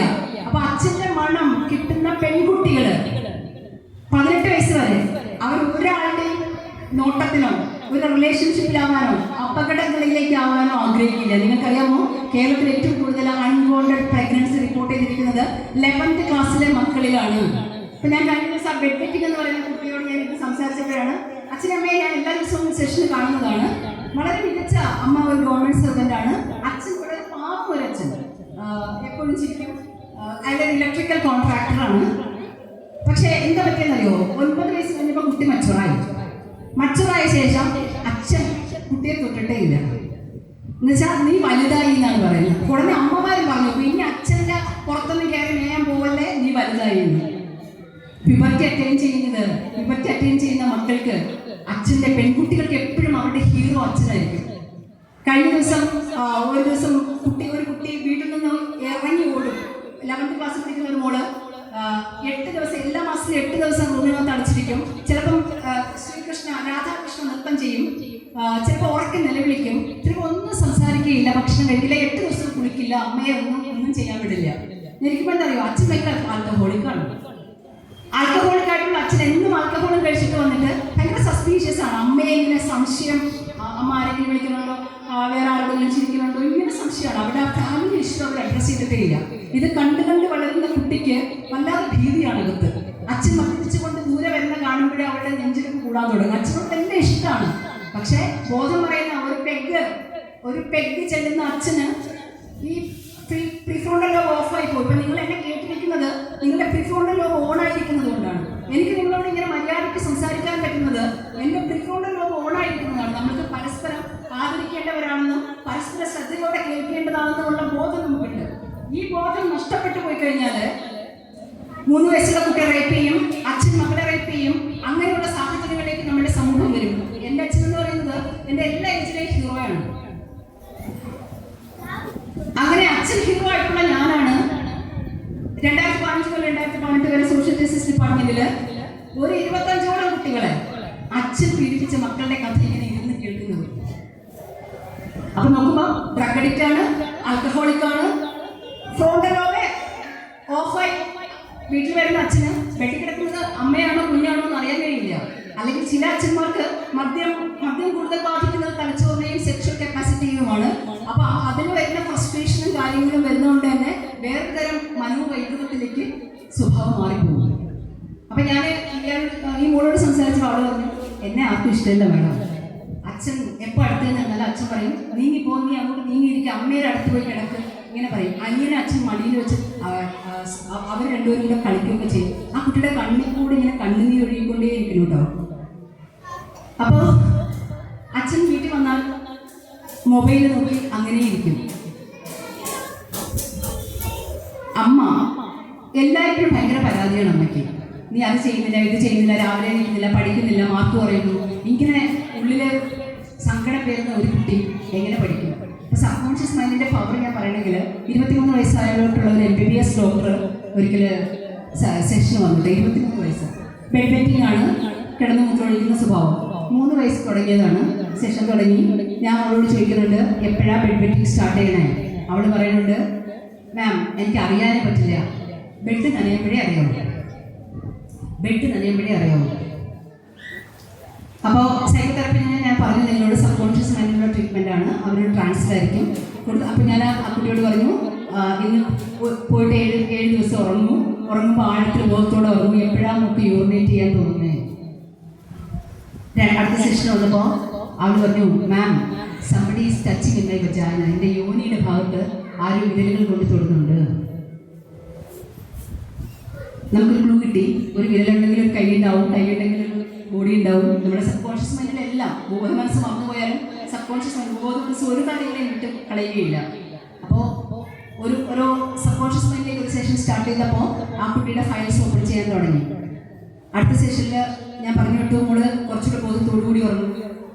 അപ്പോൾ ആരുടെയാണ് വിരലുകൾ, ആരാണ് ആ വിരലിനുടമെന്ന് കണ്ടുപിടിച്ചു. അടുത്ത പ്രാവശ്യം വന്നപ്പോൾ അവിടെ തെറപ്പി റൂമിലെ ഫ്രണ്ട് വന്നപ്പോഴേ എന്നെ കണ്ടപ്പോൾ കരച്ചു തുടങ്ങി. എന്നോട് പറഞ്ഞു, മാം ആ വിരലുകൾ ആരുടേതെന്ന് അറിയാമോ? ഡോണ്ട് ബിലീവ്, അതെൻ്റെ അച്ഛൻ്റെ വിരലുകളായിരുന്നു എന്ന് പറഞ്ഞു. യെസ്, ചിലപ്പോൾ അങ്ങനെ ആവാം കേട്ടോ. മനോവൈകൃതങ്ങൾ ഉണ്ടായാൽ പാരൻസ് അവരുടെ സ്ഥാനം മാറിപ്പോവാം, ലൈഫ് പൊസിഷൻ മാറിപ്പോവാം. പക്ഷെ എനിക്ക് വേണമെങ്കിൽ ആ ദിവസം കൊണ്ട് ആ സെഷൻ സ്റ്റോപ്പ് ചെയ്യാമായിരുന്നു. പക്ഷേ ഞാൻ എല്ലാ ദിവസവും ഈ അച്ഛനോടും അമ്മയോടും ഇരുന്ന് സംസാരിക്കുന്ന ആൾ. അച്ഛനൊരു മികച്ച അച്ഛനാണ്, ആ കുട്ടിക്ക് വേണ്ടി ജീവിതം ഒഴിഞ്ഞു വെച്ച ഒരാൾ. അപ്പോൾ എനിക്കെന്തൊരു സംശയം തോന്നി. അപ്പം ഞാൻ അവളോട് പറഞ്ഞു, ശരി അച്ഛനായിക്കോട്ടെ, സാരമില്ല. അച്ഛനാണെങ്കിൽ എപ്പോഴൊക്കെയാണ് അച്ഛൻ അങ്ങനെ ചെയ്തത്, ഏത് സാഹചര്യത്തിൽ, ഏത് ഷർട്ടായിരുന്നു അച്ഛൻ അപ്പം ധരിച്ചിരുന്നത്, എല്ലാ സാധനവും നമ്മൾ ഫോട്ടോ എടുത്ത പോലെ നമ്മുടെ സബ് കോൺഷ്യസ് മൈൻഡിലുണ്ടാവും. വീണ്ടും 7 ദിവസത്തെ ഉറക്കത്തിന് വിട്ടു. അത് കഴിഞ്ഞപ്പോൾ ആ മോഡ് വന്നത് വളരെ ക്ലാരിറ്റിയോട് കൂടിയിട്ടായിരുന്നു കേട്ടോ. അത് പറഞ്ഞു, മാം അച്ഛനല്ല, അച്ഛൻ്റെ ഏറ്റവും ഉറ്റ സുഹൃത്താണ്, ബെസ്റ്റ് ഫ്രണ്ട്. അപ്പോഴും ആ തെറപ്പി നടക്കുന്ന സമയത്തും അയാൾ ബെസ്റ്റ് ഫ്രണ്ടാണ് കേട്ടോ. ഇവരെ ഓണത്തിനെല്ലാം അങ്ങോട്ട് ഇങ്ങോട്ട് കുട്ടികൾ അവിടെ പോയി ആഹാരം കഴിക്കും, ഇവിടെ വന്ന് ആഹാരം കഴിക്കും, കുട്ടികളെ എവിടെയെങ്കിലും പോകണമെങ്കിൽ അവിടെ ആക്കിയിട്ട് പോകും, ഇവിടെ ആക്കിയിട്ട് പോകും, അങ്ങനെയൊക്കെയാണ്. ഇപ്പോഴും അവർ ആ സമയത്തും ബെസ്റ്റ് ഫ്രണ്ട്സ് ആയിരുന്നു. പക്ഷെ എന്താ സംഭവിച്ചെന്നറിയോ? ആ കുട്ടി ഫയല് നമ്മൾ ഓപ്പൺ ചെയ്ത് വന്നപ്പോൾ അത് പോയി നിൽക്കുന്നത് അയാളുടെ 3ാമത്തെ വയസ്സിലാണ്. 3ാമത്തെ വയസ്സിൽ ഞാൻ ചോദിക്കുന്നു, മോൾ എവിടെയാണ്, എന്താ ചെയ്യുന്നത്? അതെന്തോ എൻ്റെ വീട്ടിലൊരു ഫംഗ്ഷനാണ്, ഞാൻ മഞ്ഞ ഫ്രോക്ക് ഇട്ടിട്ട് സോഫയിലിരിക്കുകയാണ്. അപ്പോൾ അവിടെ ഈ അങ്കിൾ അച്ഛൻ്റെ ബെസ്റ്റ് ഫ്രണ്ട് വരുന്നു, ഈ കുട്ടിയെ എടുത്ത് മടിയിൽ വയ്ക്കുന്നു, സോഫയിൽ ഇരുന്നിട്ട്. വേറെ ആരും കാണാതെ ചിലർക്ക് ചില പെരുമാറ്റ വൈകല്യങ്ങളുണ്ട്. അതായത് സൊസൈറ്റിയെ കാണിക്കാൻ വേണ്ടി ഒരു സ്വഭാവം, അകത്ത് അവർ വേറൊരു ബുദ്ധിമുട്ടുള്ള ആൾക്കാരാണ്. ചൈൽഡ്ഹുഡൊക്കെ ഭയങ്കര പെയിൻഫുൾ ആയിട്ടുള്ളവർ, നല്ലപോലെ സ്നേഹം കിട്ടാത്തവർ, വളരെ സിവിയർ ആയിട്ട് പണിഷ്മെന്റ് കിട്ടിയിട്ടുള്ളവർ, ഒരിക്കലും റെക്കഗ്നൈസ് ചെയ്യപ്പെടാതെ പോയവർ, അവർക്കൊക്കെയാണ് അത്തരത്തിലുള്ള പെരുമാറ്റ വൈകല്യങ്ങളിലേക്ക് അവർ പോകും. അപ്പോൾ ആരും കാണാതെ അയാൾ വിരലുകൾ കൊണ്ട് ഈ കുട്ടിയുടെ വജൈനയിൽ ടച്ച് ചെയ്യുവാണ്. നമുക്കറിയാം, കുട്ടികളൊക്കെ നിങ്ങൾ പറഞ്ഞു തന്നെ വളർത്തണം കേട്ടോ. 3 വയസ്സ് കഴിഞ്ഞാൽ കുട്ടികളോട് പറയണം അവരുടെ സ്വകാര്യ ഭാഗങ്ങളിൽ, അവരുടെ കഴുത്ത്, ചുണ്ട്, അവരുടെ നെഞ്ചിന്റെ ഭാഗം, അടിവയറ്, അവരുടെ മൂത്രമൊഴിക്കുന്ന ഭാഗം, അവരുടെ തുടകൾ, ഇവിടെ ഒന്നും പെൺകുട്ടികളെ മാത്രമല്ല കേട്ടോ, ആൺകുട്ടികളെയും നിങ്ങൾ അങ്ങനെ തന്നെ പറഞ്ഞു വളർത്തണം. പെൺകുട്ടികളെ മാത്രം ഫോക്കസ് ചെയ്യുന്ന ഒരു സമൂഹമാണ് നമുക്കുള്ളത്. പ്രായമാകുന്നത് പെൺകുട്ടികൾക്ക് മാത്രമാണെന്നാണ് പാരൻസ് വിചാരിക്കുന്നത്. അതൊരു ബ്ലീഡിംഗ് ഉള്ള സാഹചര്യം മാത്രമേ ഉള്ളൂ. അതേ സമയത്ത് തന്നെ ആൺമക്കളും പ്രായമാകുന്നുണ്ട്, അവരും പ്യൂബർട്ടി അറ്റൈൻ ചെയ്യുന്നുണ്ട്, അവരിലും ശാരീരികമായ മാറ്റങ്ങൾ വരുന്നുണ്ട്. അതിനെക്കുറിച്ച് അച്ഛനും അമ്മയും പറയാൻ ലജ്ജിച്ച, അധ്യാപകർ അതിനെക്കുറിച്ച് പറഞ്ഞു കൊടുക്കാൻ ലജ്ജിച്ചാൽ ഇപ്പൊ കുട്ടികൾ അതെല്ലാം തിരയുന്നത് ഗൂഗിൾ ഗുരുവിലാണ്. അല്ലെങ്കിൽ അവരെ ശരിയായി ഗൈഡ് ചെയ്യാൻ അറിവില്ലാത്ത ആൾക്കാരോടായിരിക്കും ഇത് പറയുക. ഒരു വികലമായ പേഴ്സണാലിറ്റിയിലേക്ക് മക്കൾ പോകും. അതുകൊണ്ട് തന്നെ കേരളത്തിലെ ഷീ ടോയ്ലറ്റ്, ഷീ ടാക്സി, പെൺകുട്ടികൾക്ക് പ്രായമായുള്ള പ്രത്യേക മുറി, നല്ല സമ്മാനങ്ങൾ, പുതിയ വസ്ത്രങ്ങൾ, ചടങ്ങ്, ബന്ധുക്കൾ, ഇതൊക്കെ കിട്ടും. ആൺകുട്ടികൾക്കും അങ്ങനെ സമയമുണ്ട്. അപ്പോൾ അവനൊരു രാവിലെ യൂറിനേറ്റ് ചെയ്തതല്ല, മൂത്രമൊഴിച്ചതല്ല, പെട്ട് നനഞ്ഞു കിടക്കുന്നു, ഇജാക്കുലേഷൻ നടന്നിരിക്കുന്നു. അപ്പോൾ കുട്ടികൾ ഭയപ്പെട്ടു പോകും. എൻ്റെ ശരീരത്തിൽ ഇങ്ങനെ ഒരു സ്വാഭാവികമായിട്ടുള്ള വളർച്ച ഉണ്ടാകുമെന്ന് ആൺമക്കളെയും പറഞ്ഞ് മനസ്സിലാക്കണം അമ്മമാരും അച്ഛന്മാരും. അവരോട് ഇരുന്ന് സംസാരിക്കാനുള്ളൊരു സമയം നിങ്ങൾ കണ്ടെത്തണം. 5 മിനിറ്റ് കേട്ടോട്ടെ. ശരി, ഞാൻ പ്രഭാഷണ തൊഴിലാളി ആയതുകൊണ്ട് ഞാൻ ഇങ്ങനെ പറഞ്ഞുകൊണ്ടേയിരിക്കും.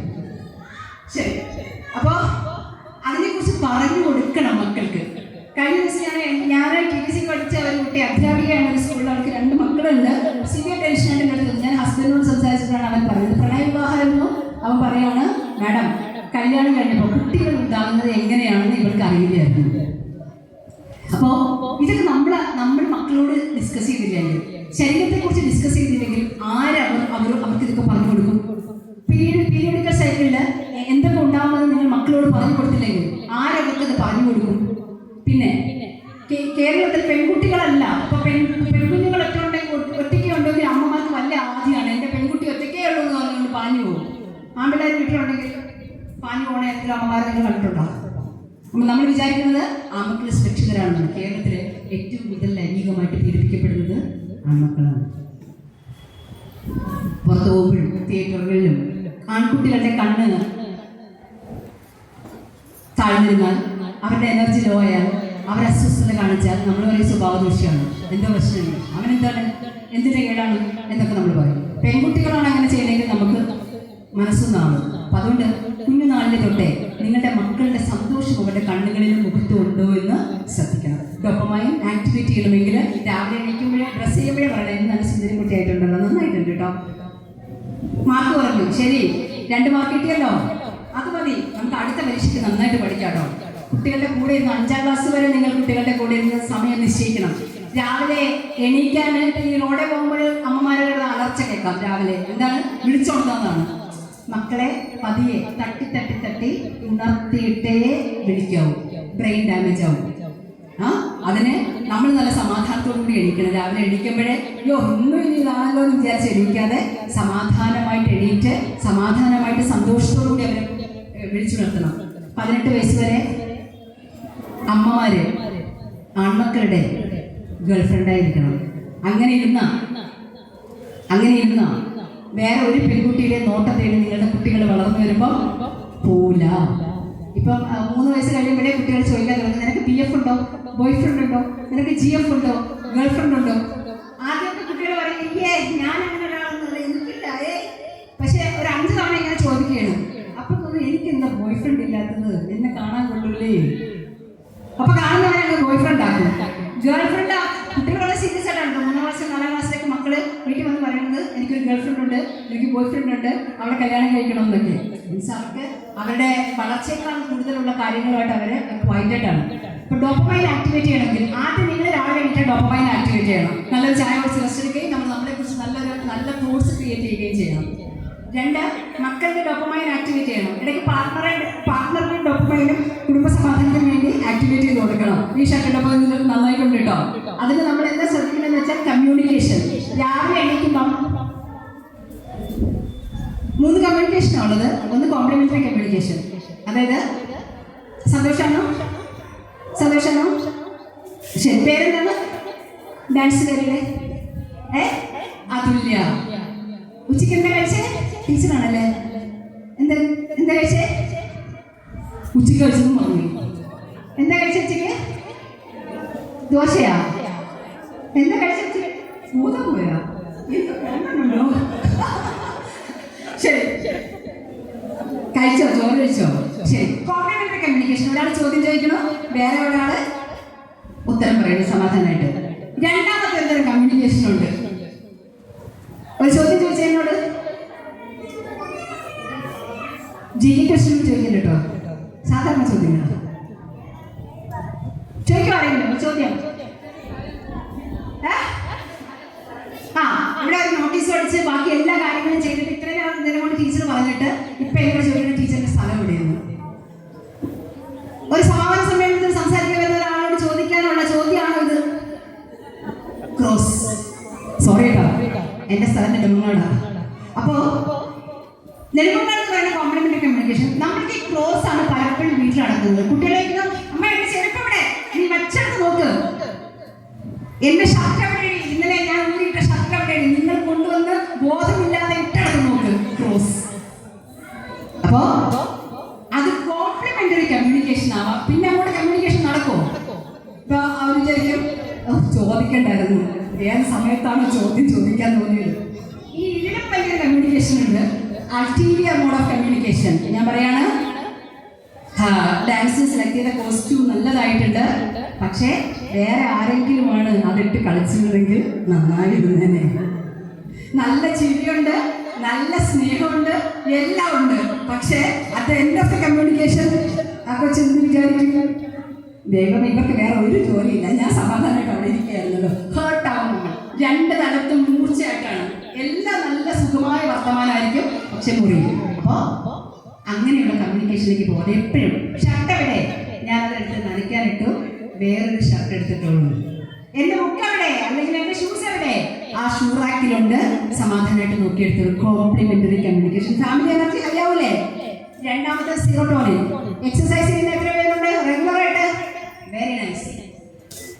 2-3 കയ്യേ ഉള്ളൂ കേട്ടോ അവർക്ക് സ്നേഹം. എന്താ സീറോട്ടോണിൻ ആക്ടിവേറ്റ് ചെയ്യണമെങ്കിൽ എക്സസൈസിലൂടെ മാത്രമേ പറ്റൂ. നമ്മൾ പറയും രാവിലെ തൊട്ട് രാത്രി വരെ ജോലിയല്ലേ ജോലി, ഇതിനിടയ്ക്ക് എക്സസൈസ് എന്തിനാണെന്ന് ചോദിക്കും. എക്സസൈസിന് വേണ്ടി എക്സസൈസ് ചെയ്താലേ സീറോട്ടോണിൻ ആക്ടിവേറ്റ് ചെയ്യും. ഡോപ്പമൈൻ ആക്ടിവേറ്റ് ചെയ്യുന്നത് ചിരിച്ചുകൊണ്ടിരുന്നാലും മതി കേട്ടോ. സബ് കോൺഷ്യസ് മൈൻഡിന് അറിയില്ല ഇതൊരു ഫേക്ക് ആയിട്ടുള്ള ചിരിയാണ്. നമ്മളല്ലേ വീട്ടിലെ എന്തെല്ലാം കാര്യങ്ങളും എനിക്ക് ഭയങ്കര ടെൻഷനാണ്, ഭയങ്കര ദേഷ്യമാണ്, എവിടെ ചിരി വരാൻ?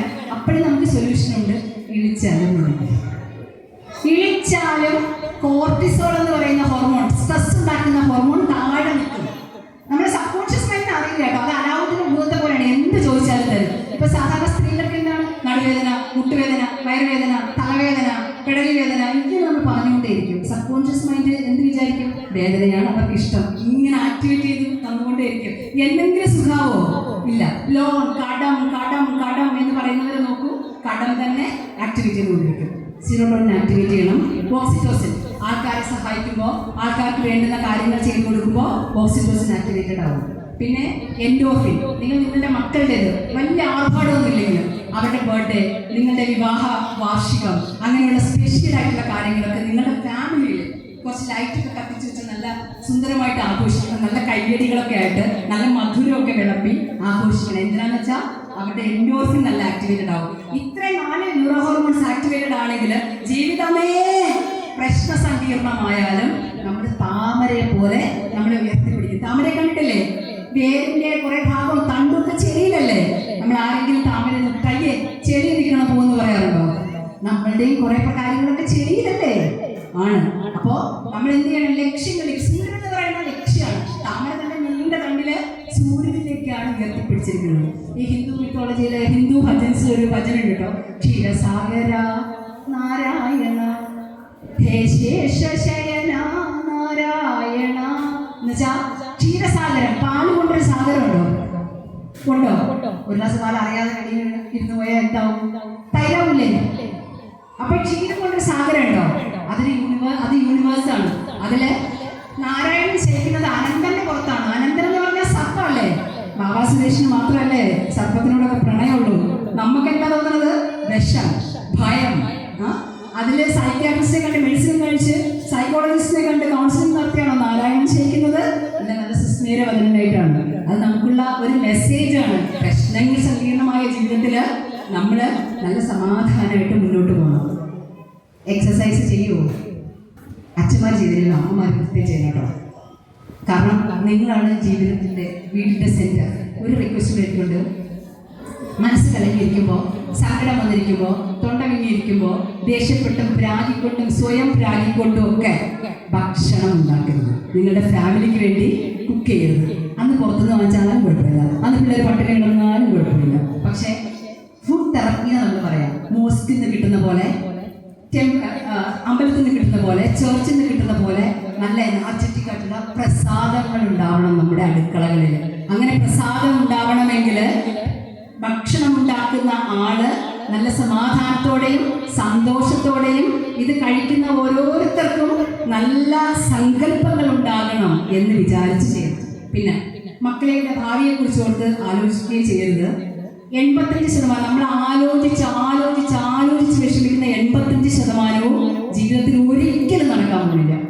15% നമ്മളുടെ കയ്യിലേ അല്ല. ആക്സിഡന്റ്, മരണം, ഇതൊന്നും നമ്മുടെ കയ്യിലല്ല.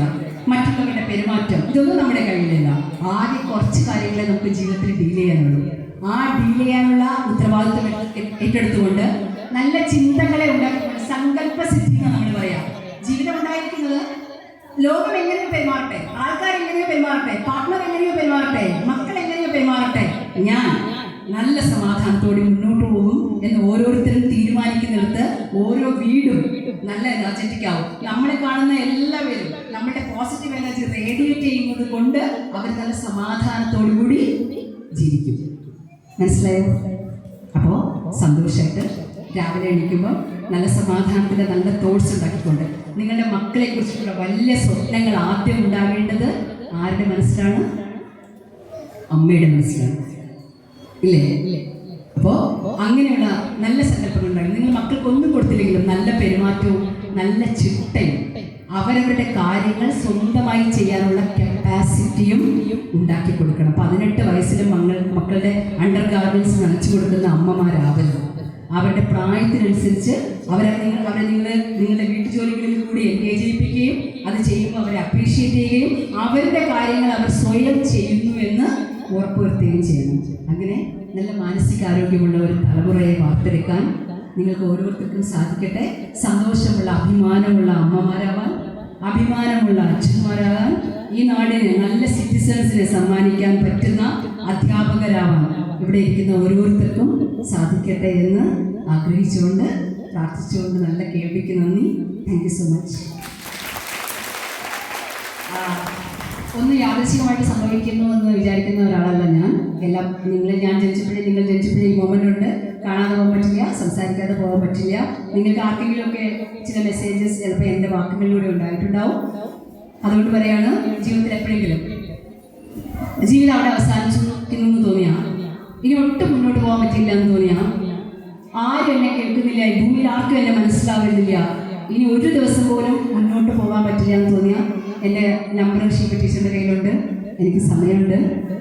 നിങ്ങൾക്കും നിങ്ങളുടെ മക്കൾക്ക് കൊടുക്കാൻ പറ്റുന്ന, നിങ്ങളുടെ പങ്കാളിക്ക് കൊടുക്കാൻ പറ്റുന്ന, നിങ്ങളുടെ ഫ്രണ്ട്സിന് കൊടുക്കാൻ പറ്റുന്ന ഏറ്റവും വലിയ ഗിഫ്റ്റ് എന്ന് പറയുന്നത് നിങ്ങളുടെ സമയമാണ്. ഇരുന്ന് കേൾക്കണം. സ്കൂളിൽ നിന്ന് മക്കൾ വരുമ്പോൾ കുറേ നേരം അവരെ ഇരുന്ന് അവരുടെ കണ്ണുകളിൽ നോക്കി അവരെന്താണ് പറയുന്നതെന്ന് കേൾക്കണം. എല്ലാ ദിവസവും ഒരു സമയം നിങ്ങൾക്കൊരു ഫാമിലി ക്വാളിറ്റി ടൈം ഉണ്ടാവണം. അത് നിങ്ങളുടെ ഡിന്നർ ടൈം ആയിരിക്കട്ടെ. അങ്ങനെ നല്ല അഭിമാനമുള്ള, സന്തോഷമുള്ള, അകമേ കമ്പോസ്ഡ് ആയിട്ടുള്ള നല്ല മനുഷ്യരായിട്ട് ഓരോ ദിവസവും ഓരോ സൂര്യോദയവും നിങ്ങളെ ശക്തിപ്പെടുത്തട്ടെ എന്ന് ആഗ്രഹിച്ചുകൊണ്ട് നിർത്തുന്നു. നന്ദി, നമസ്കാരം.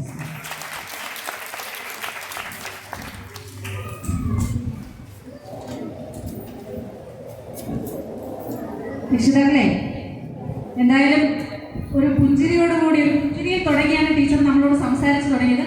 എല്ലാവരുടെയും മനസ്സിൽ നിറയെ പുഞ്ചിരിയാണ്, മുഖത്തുകൊണ്ട് ആ പുഞ്ചിരി. അപ്പോൾ എന്തെങ്കിലും നിങ്ങൾക്ക് നമ്മുടെ ടീച്ചറിന്, പ്രിയപ്പെട്ട ടീച്ചറിനോട് നിങ്ങൾക്ക് എന്തെങ്കിലും ചോദിക്കാനുണ്ടെങ്കിലോ, അല്ലെങ്കിൽ ഈ ഒരു സെഷൻ കഴിഞ്ഞപ്പോൾ നിങ്ങളുടെ മനസ്സിൽ എന്തെങ്കിലും അഭിപ്രായങ്ങളുണ്ടെങ്കിലോ നിങ്ങൾക്ക് പങ്കുവയ്ക്കാൻ ഒരു 5 മിനിറ്റ് സമയം ഞങ്ങൾ തരാണ്.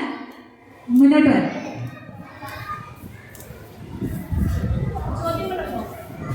അതെ ടീച്ചർ, ചോദ്യങ്ങളുണ്ടോ എന്നാ ചോദിക്കുന്നേ? എന്തെങ്കിലും ചോദ്യങ്ങളോ അഭിപ്രായങ്ങളോ നിങ്ങളുടെ മനസ്സോ എന്തെങ്കിലും പങ്കുവയ്ക്കാനുണ്ടെങ്കിൽ ഇപ്പോൾ ആവാം.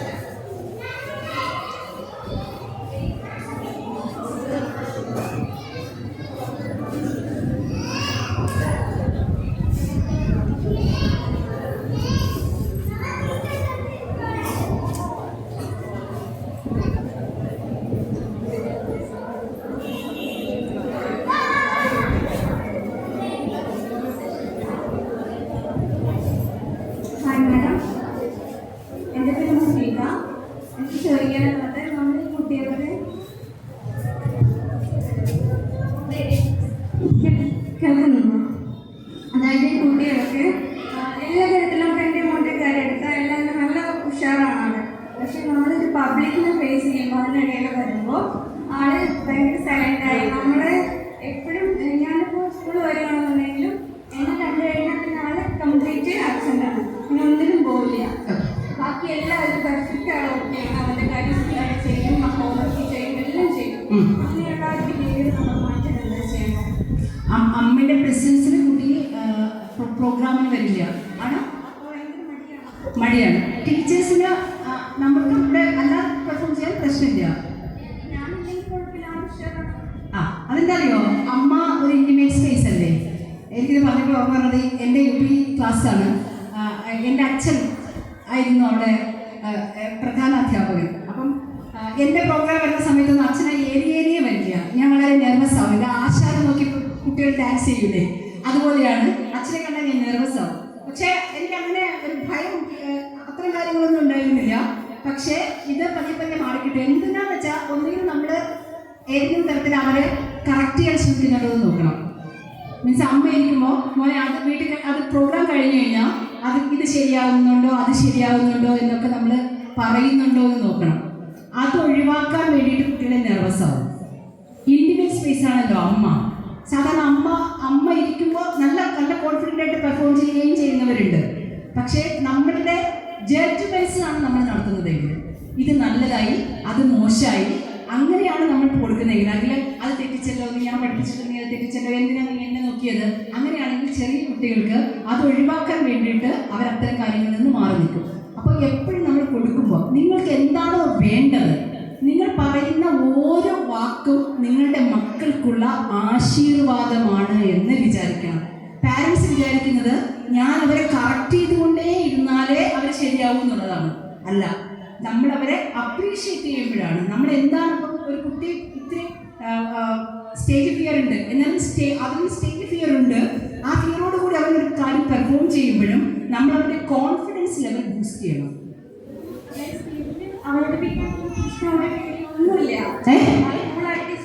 ആ ശരി. ആ എത്ര വയസ്സുണ്ട് മോന്? 4 വയസ്സ്. കുറച്ചുകൂടെ മുന്നോട്ടേക്ക് പോകുമ്പോൾ നല്ല സപ്പോർട്ട് കൊടുത്തോ. കുറച്ചുകൂടെ മുന്നോട്ട് പോകുമ്പോൾ അമ്മയല്ല വേറെ ആരും വന്നിരുന്നാലും അവൻ നന്നായി പെർഫോം ചെയ്യും. നോർമൽ ഡെലിവറി ആയിരുന്നു. വാക്യൂം. അപ്പം നമുക്ക് ഫിയർ ഉണ്ടാവും. മനസ്സിലായോ? ഇതിനു മുന്നേ അബോർഷൻ ഉണ്ടോ?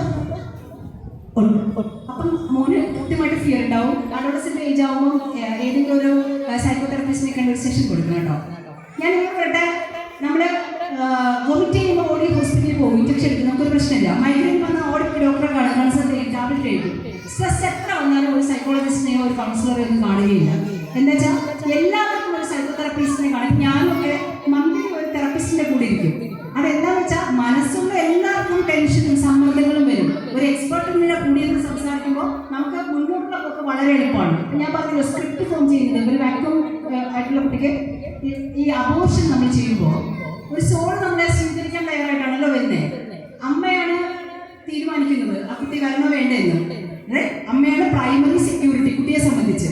അപ്പൊ ജനിക്കാനും ജീവിക്കാനും ഫ്ലറിഷ് ചെയ്യാനും വേണ്ടി ഒരു കുട്ടി നമ്മളെ സെലക്ട് ചെയ്യുമ്പോൾ നമ്മൾ അബോർട്ട് ചെയ്യണം, അല്ലെങ്കിൽ അബോർഷനിലേക്ക് പോവാണ്. അങ്ങനെ വരുമ്പോൾ ആ കുട്ടിക്ക് ഉണ്ടാകുന്ന പെയിൻ, വേദന, അതിനുണ്ടാകുന്ന ഭയം, അതിന്റെ കോൺഷ്യസ്നസ്, നമ്മുടെ ബോധമനസ്സിനെയും ഉപബോധമനസ്സിനെയും പൊതിഞ്ഞ് കോൺഷ്യസ്നസ് ഉണ്ട്. അത് മുന്നോട്ട് സഞ്ചരിക്കാൻ പറ്റും, പിന്നോട്ട് സഞ്ചരിക്കാൻ പറ്റും. ഇപ്പൊ ഞാനിവിടെ വരണം എന്നുള്ളത് നിങ്ങളുടെ ആർട്ടിക്കൽ കോൺഷ്യസ്നസ്സും എൻ്റെ കോൺഷ്യസ്നസ്സും ഡിസൈഡ് ചെയ്തുകൊണ്ടാണ്. ഈ കോൺഷ്യസ്നസ് അവിടെ നിൽക്കും. ഈ ഭയത്തിലേക്കും ഈ കോൺഷ്യസ്നസ്സിലേക്കും ഈ പേടിയിലേക്കും ഈ വേദനയിലേക്കുമാണ് പുതിയൊരു കുട്ടി വന്ന് പിറക്കുന്നത്. ആ കുട്ടി കാരണം അബോർട്ട് ചെയ്യുമ്പോൾ ബോഡി മാത്രമേ പോവുള്ളൂ, ബാക്കിയെല്ലാം അവിടെ നിൽക്കും. ആ എനർജി അടുത്ത കുട്ടി ഇതും കൂടെ ക്യാരി ചെയ്തുകൊണ്ടാണ് വരുന്നത്. ഇപ്പം ഞാൻ ഒരു അബോർട്ട്, ഞാൻ എൻ്റെ 40 years വരെ ഞാൻ വിചാരിച്ചിരുന്നത് ഞാൻ ഫസ്റ്റ് ചൈൽഡ് എന്നാണ്. പക്ഷേ എൻ്റെ സൈക്കോതെറാപ്പിയുടെ ജേർണി സ്റ്റാർട്ട് ചെയ്തപ്പോഴാണ് ഞാൻ ആലോചിക്കുന്നത് എൻ്റെ കുടുംബത്തിലെ ഫസ്റ്റ് ചൈൽഡ് എൻ്റെ അച്ഛൻ ഹെഡ് മാസ്റ്റർ ആയിരുന്ന സ്കൂളിലെ മികച്ച കുട്ടി. വളരെ സന്തോഷം, ഭയങ്കര എല്ലാ ടീച്ചേഴ്സിനും വലിയ ഇഷ്ടം, എല്ലാ പ്രോഗ്രാമിലും നിൽക്കും, സ്കൂൾ ഫസ്റ്റ്, കോളേജ് ഫസ്റ്റ്, ഇങ്ങനെയൊക്കെ ഞാൻ പഠിച്ചു. പക്ഷെ എനിക്ക് മാത്രം അറിയാം, എനിക്ക് ഭയങ്കര ഫിയർ ആയിരുന്നു ഉള്ളിൽ. ഒറ്റയ്ക്ക് കിടക്കൂല, രാത്രി പിന്നെ അപ്പുറത്ത് പോകില്ല, ടീച്ചേഴ്സിനോട് ഹോംവർക്ക് ചെയ്യാണ്ട് പറയാൻ പറ്റില്ല, എക്സ്ക്യൂസ് പറയാൻ പറ്റില്ല. അങ്ങനെയൊക്കെയുള്ള ഒരുപാട് പ്രശ്നങ്ങൾ എനിക്കുണ്ടായിരുന്നു. പക്ഷെ പുറമേ കണ്ടാൽ നല്ല സ്മാർട്ടാണ്, എല്ലാ വലിയ. ഞാൻ സൈക്കിൾ പോലും ചവിട്ടിയിട്ടില്ല. എൻ്റെ അനിയൻ എന്നെ സൈക്കിളൊക്കെ ഒരുപാട് പഠിപ്പിച്ചു. പക്ഷെ അവസാനം അവൻ പറഞ്ഞു, ചേച്ചി നീ ഒന്ന് പേടിക്കും അല്ലെങ്കിൽ ഓടിക്കും. അപ്പോൾ ഓടിക്കാൻ പറ്റില്ല, പേടിച്ചു. ഞാൻ ഓടിച്ചിട്ടേ ഇല്ല. ഇപ്പം ഞാൻ ഉച്ചവരെ വണ്ടി ഓടിച്ച് പോകും, എവിടെ വേണമെങ്കിലും പോകും. അതെന്താ വെച്ചാൽ ഒരു അറിവ് എത്തുന്ന കാലത്ത് നമ്മളതിനെ ഓവർകം ചെയ്യാനുള്ള കപ്പാസിറ്റി കിട്ടുമ്പോൾ എൻ്റെ ഫീൽഡും കൂടി ഇതായതുകൊണ്ട്. അപ്പം ഞാനതാ തേടിയത്. എന്തായിരുന്നു ഇങ്ങനെ ഫിയർ? ഞാൻ 19 വയസ്സിലാണ് കല്യാണം കഴിക്കുന്നത്.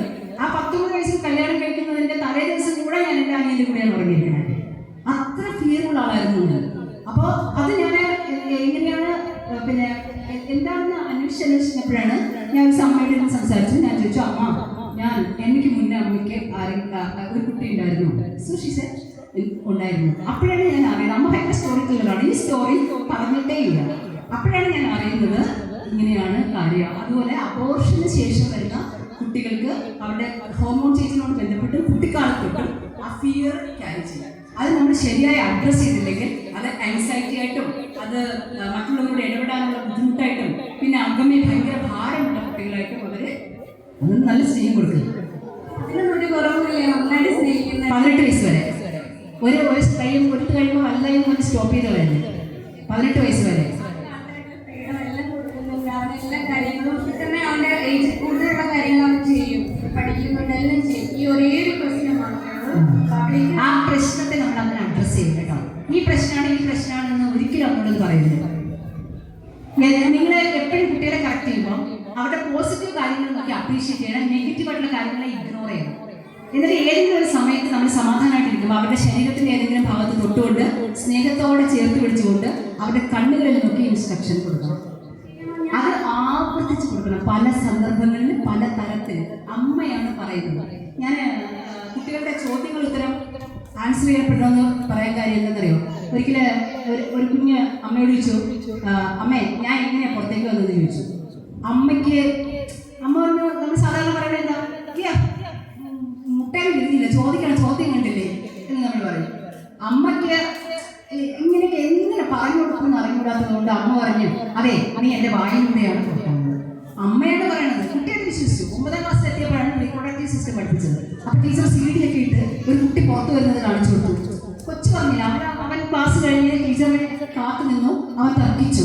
അവൻ പറഞ്ഞു, ഇങ്ങനെ ആ ഭാഗത്തൂടെ ഒന്നും കുട്ടികൾ വരില്ല, ആ ഭാഗത്ത് അങ്ങനെയുള്ള സ്പേസ് ഇല്ലല്ലോ ടീച്ചറെ, അതുകൊണ്ട് അതിലെ കുട്ടികൾ വരില്ല. എൻ്റെ അമ്മ പറഞ്ഞല്ലോ വായിലൂടെയാണ് വരുന്നത്, കുഞ്ഞുവാവങ്ങൾ വായിലൂടെയാണ് വരുന്നത്. അവൻ തർക്കിച്ചു. ടീച്ചർ പറഞ്ഞു, നീ എന്നെ പഠിപ്പിക്കുമായിരുന്നോ? ഞാൻ ഇത്രയും പഠിച്ചു വന്നിട്ട് ഇങ്ങനെയുള്ള അബദ്ധങ്ങൾ നിനക്ക് ആരാണ് പറഞ്ഞത്? അത് ഭയങ്കര ഫീലിങ്സ് ആയിട്ടോ. അവൻ വീട്ടിൽ പോയി. ഈ സാധനം കിടന്നു. കുഞ്ഞു നാളെ തൊട്ട് അവൻ അങ്ങനെയാണ് വിചാരിച്ചിരിക്കണേ. അവസരം അന്ന് എന്താ സംഭവിച്ചെന്നറിയോ? അമ്മ വാഷ്റൂമിൽ പോയപ്പോഴത്തേക്കും അമ്മയ്ക്ക് തോന്നി ആരോ എന്നെ നോക്കുന്നുണ്ട്, ആരോ ഒളിഞ്ഞു നോക്കുന്നുണ്ട്. അവർ കണ്ടുപിടിച്ചു, മോൻ ഒളിഞ്ഞു നോക്കുകയാണ്. കൈയോടെ പിടിച്ചു. അമ്മ കണക്കിട്ട് ശകാരിച്ചു, നല്ല അടി കൊടുത്തു. അവനെന്തോ മാനസിക പ്രശ്നമാണ്. അമ്മയുടെ ബാത്റൂമിൽ ഒരു കുട്ടി ഒളിഞ്ഞു നോക്കിയിരിക്കണം. അമ്മയ്ക്ക് ഇത് എന്താണെന്ന് പോലും മനസ്സിലായില്ല. ഒരു സൈക്കോളജിസ്റ്റിനെ കൊണ്ട് കാണിച്ചു. ടീച്ചർമാരോട് പറഞ്ഞു, അവന് നാണം കെടാൻ വേണ്ടിയിട്ടൊന്നുമില്ല. ഞാൻ എൻ്റെ ബ്ലോക്ക് പ്ലേസ്മെന്റ് മെന്റൽ ഹെൽത്ത് സെന്ററിൽ പേരൂർക്കട ചെയ്യുമ്പോഴാണ് ആ കുട്ടി അവിടെ ഉണ്ടായിരുന്നു. നല്ല ക്യൂട്ടായിട്ടുള്ളൊരു മോൻ. പക്ഷേ ഞാൻ സാറിൻ്റെ OP-യിൽ അന്ന് അറ്റൻഡ് ചെയ്തിരുന്നു. അവൻ നന്നായി വരയ്ക്കും, നല്ലപോലെ പാട്ട് പാടും. അത് കഴിഞ്ഞ് ഡിസ്ചാർജ് ചെയ്തിട്ട് 3 ദിവസം കഴിഞ്ഞ് പറയണം ആ കുട്ടി സൂസൈഡ് ചെയ്തു. എന്നുവെച്ചാൽ അമ്മയുടെ പ്രശ്നമാണ്. അമ്മയ്ക്കത് പറഞ്ഞു കൊടുക്കാൻ പറ്റിയില്ല. ഇങ്ങനൊരു പ്രശ്നത്തിൽ അവനത് ചെക്ക് ചെയ്തപ്പോൾ അമ്മയ്ക്കത് മനസ്സിലായില്ല. ഞാൻ പറഞ്ഞൊരു മിസ്റ്റേക്ക് എൻ്റെ കുട്ടി ചെക്ക് ചെയ്തതാണെന്ന്. അമ്മ അതൊരു മോശം കാര്യമായിട്ട് എടുത്തു. നമുക്ക് വരുന്ന ഈ അബദ്ധമായിട്ടുള്ള ചില കാര്യങ്ങൾ ഇങ്ങനെ എൻ്റെ പേര് അവിടെ ഒന്നും മേടിക്കണ്ട, നല്ല അപ്രീസിയേഷൻ കൊടുത്താൽ മതി.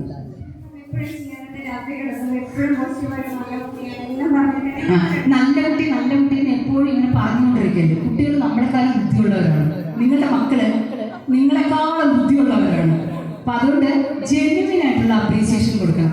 സർപ്രൈസ് ആയിട്ട് ഗിഫ്റ്റുകൾ കൊടുക്കണം കേട്ടോ. അപ്പോൾ അത് ഏത് ബിഹേവിയറാണ് നിങ്ങൾ കുറയ്ക്കേണ്ടത്?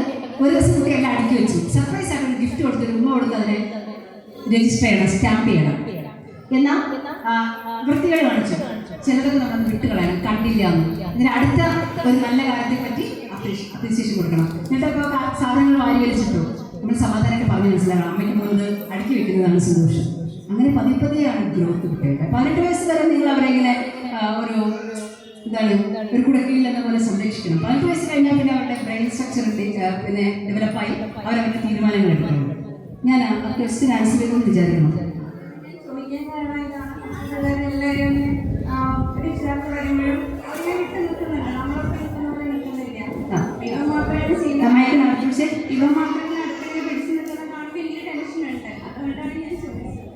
Okay. Thank you for the question. ഇനി എന്തെങ്കിലും ചോദ്യങ്ങളുണ്ടോ നിങ്ങൾക്ക്?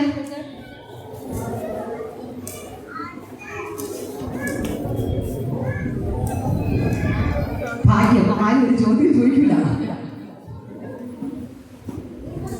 ഇല്ലല്ലോ? ഉണ്ടോ? ഒരു ചോദ്യം ഉണ്ട്. ചോദ്യം ചോദിക്കാൻ പഠിപ്പിക്കാനാണ് വിദ്യാഭ്യാസം. ഈ അമ്മമാരുടെ ടീച്ചറെ ചോദ്യം ചോദിക്കാൻ പഠിപ്പിക്കാൻ മക്കളാണെങ്കിൽ കുറെ ചോദ്യങ്ങൾ ചോദിച്ചത് ഇപ്പോൾ.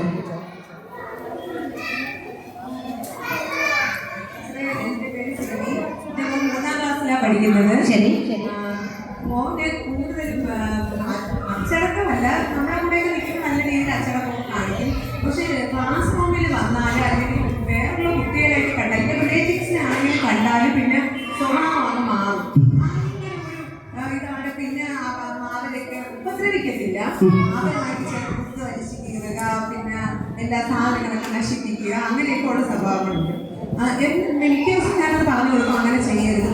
ബുക്കുകളെല്ലാം ഒരു പേജ് പോലും ഇല്ലാതെ മൊത്തവും കീറി അങ്ങനെയുള്ളൊരു ഇതാണ്. ഈ ടീച്ചർ എന്നോടൊരു പരാതി പറഞ്ഞു. ടീച്ചർ ഒത്തിരി ഇതായിട്ട് പ്രഷ്യസ് ആയിട്ട് വെച്ചിരുന്ന കുറച്ച് ചാർട്ട് പേപ്പർ കൊണ്ട് കുറച്ച് സാധനങ്ങളൊക്കെ ഉണ്ടാക്കി വെച്ചിരുന്നു. അതൊക്കെ മോനും ഫ്രണ്ട്സും ഒക്കെ ആയിട്ട് വലിച്ച് കീറി ടീച്ചർ വന്ന സമയത്ത് നോക്കുമ്പോൾ എല്ലാം വലിച്ച് കീറി ഇട്ടിരിക്കുന്നത് പരാതി പറഞ്ഞു. ഞാൻ ഒത്തിരിയൊക്കെ മോൻ്റെ അടുത്ത് മോനെ അങ്ങനെ ചെയ്യരുത്, ഒരാളുടെ ഒരു സാധനം നശിപ്പിക്കരുത് എന്നൊക്കെ പറഞ്ഞു കൊടുത്താലും അത് ഞാനല്ല, എപ്പോഴും അങ്ങനെയാണ് പറയുന്നത്. ഞാനല്ല, അത് അവർ ചെയ്തപ്പോൾ ഞാൻ കൂടെ ചെയ്തു എന്നുള്ള രീതിയിലാണ് പറയുന്നത് എപ്പോഴും. അപ്പോൾ അത് എങ്ങനെ പ്ലാന്റ് ചെയ്താണോ? അല്ല, പ്ലാന്റ് ചെയ്തല്ലാത്തപ്പം കുട്ടികൾ എപ്പോഴും ശ്രമിക്കുക. നമ്മളിപ്പോൾ കേരളത്തിൽ കൂടുതൽ പ്രഗ്നൻസി കാണുന്നത് അമ്മ എങ്ങനെയാണ് പ്രഗ്നൻസി അറിയുന്നതെന്ന് അറിയോ? അയ്യോ പ്രഗ്നന്റ്,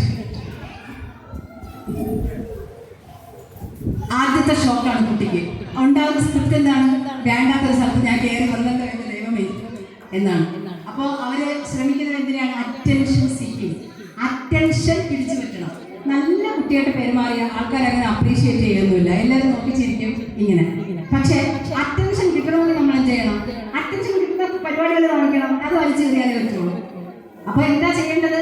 അറ്റൻഷൻ കൊടുക്കുക, നല്ല അറ്റൻഷൻ കൊടുക്കുക. അപ്പം ആലോചിച്ച് നോക്കുക, എത്ര സമയം ഞാൻ എൻ്റെ കുട്ടിയുടെ കൂടെ വേറെ എല്ലാം വിട്ടിട്ട് ഇരിക്കുന്നുണ്ട്, എത്ര സമയം ഞാൻ മറ്റൊരു കുട്ടിയായിട്ട് എൻ്റെ കുട്ടിയുടെ കൂടെ കളിക്കുന്നുണ്ട്. കംപ്ലൈൻറ്റ്സ് ഉണ്ടോ എനിക്ക്, ബ്ലെയിമിംഗ് ഉണ്ടോ എനിക്ക്, അങ്ങനെ ചെക്ക് ചെയ്താൽ നിങ്ങളുടെ പാരന്റിങ് സ്റ്റൈൽ എന്ന് പറയുന്നത് ഒന്ന് ഓട്ടോമാറ്റിക് പാരന്റിങ്. ഇത് ചെയ്, അത് ചെയ്, ഞാൻ പറയണ കേട്ടാൽ മതി. അത് കുട്ടികൾ നല്ല പൂർ എസ്റ്റീം, സെൽഫ് എസ്റ്റീം ആയിരിക്കും. അവരിങ്ങനെ ഭയത്തിൽ വരയ്ക്കും, അവർക്ക് കുറേ കഴിയുമ്പോൾ ആത്മവിശ്വാസം നഷ്ടപ്പെടും. അല്ലെങ്കിൽ ചിലർ ശ്രദ്ധിക്കുകയില്ല, എന്നും കാണിച്ചോട്ടെ എന്ന് വിചാരിക്കും. അങ്ങനെയുള്ള കുട്ടികളെ നമ്മൾ കാണില്ല.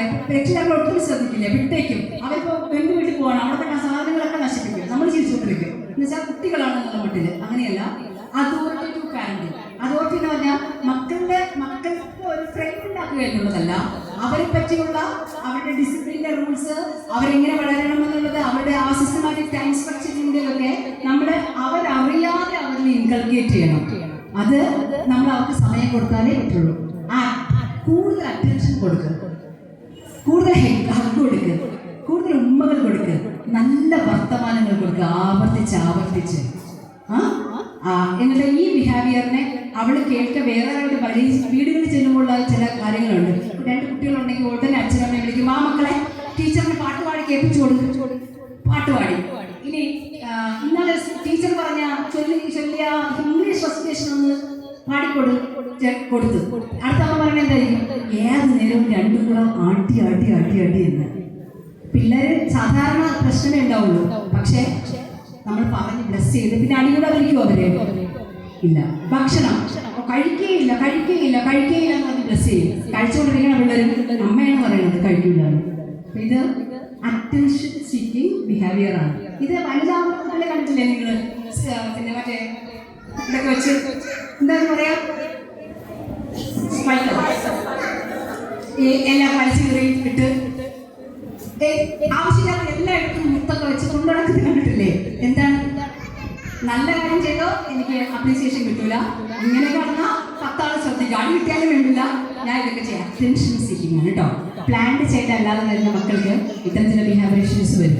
അപ്പം അത് ആരുടെ കുഴപ്പമാണ്? നമ്മുടെ കുഴപ്പമല്ലേ? അപ്പം അതുകൊണ്ട് ഒറ്റയ്ക്കായ പ്രശ്നം ആരെങ്കിലും ഓഡിയൻസ് കാണാൻ ആരില്ല. അപ്പോഴേ സമാധാനമായിട്ടിരിക്കും. 2 പേര് വരട്ടെ ഓഡിയൻസ്, എല്ലാ കുത്തക്കല്ലും കാണിക്കും. ഈ ചില മക്കൾ മോളുകളിലൊക്കെ പോയി കണ്ടിട്ടില്ലേ? അങ്ങോട്ട് ഓടുന്നു, കുത്തി മറിയുന്നു. എന്താണ്? അവിടെ ഓഡിയൻസ് ഉണ്ട്. അമ്മേച്ചൻ നാളെ കിട്ടാൻ വേണ്ടില്ല, എനിക്ക് അങ്ങനെ ഇഷ്ടപ്പെട്ടു. അത്രയും നല്ല സ്നേഹം കൊടുക്കുക, നല്ല ശ്രദ്ധ കൊടുക്കുക. Thank you so much. ഇനി എന്തെങ്കിലും ഉണ്ടോ? ചോദ്യത്തിന് ആൻസർ കിട്ടിയെന്ന് ഞാൻ വിചാരിക്കണോ? ഇനിയുണ്ട്. ചോദിച്ചോ. Hormone change. ശരി ശരി.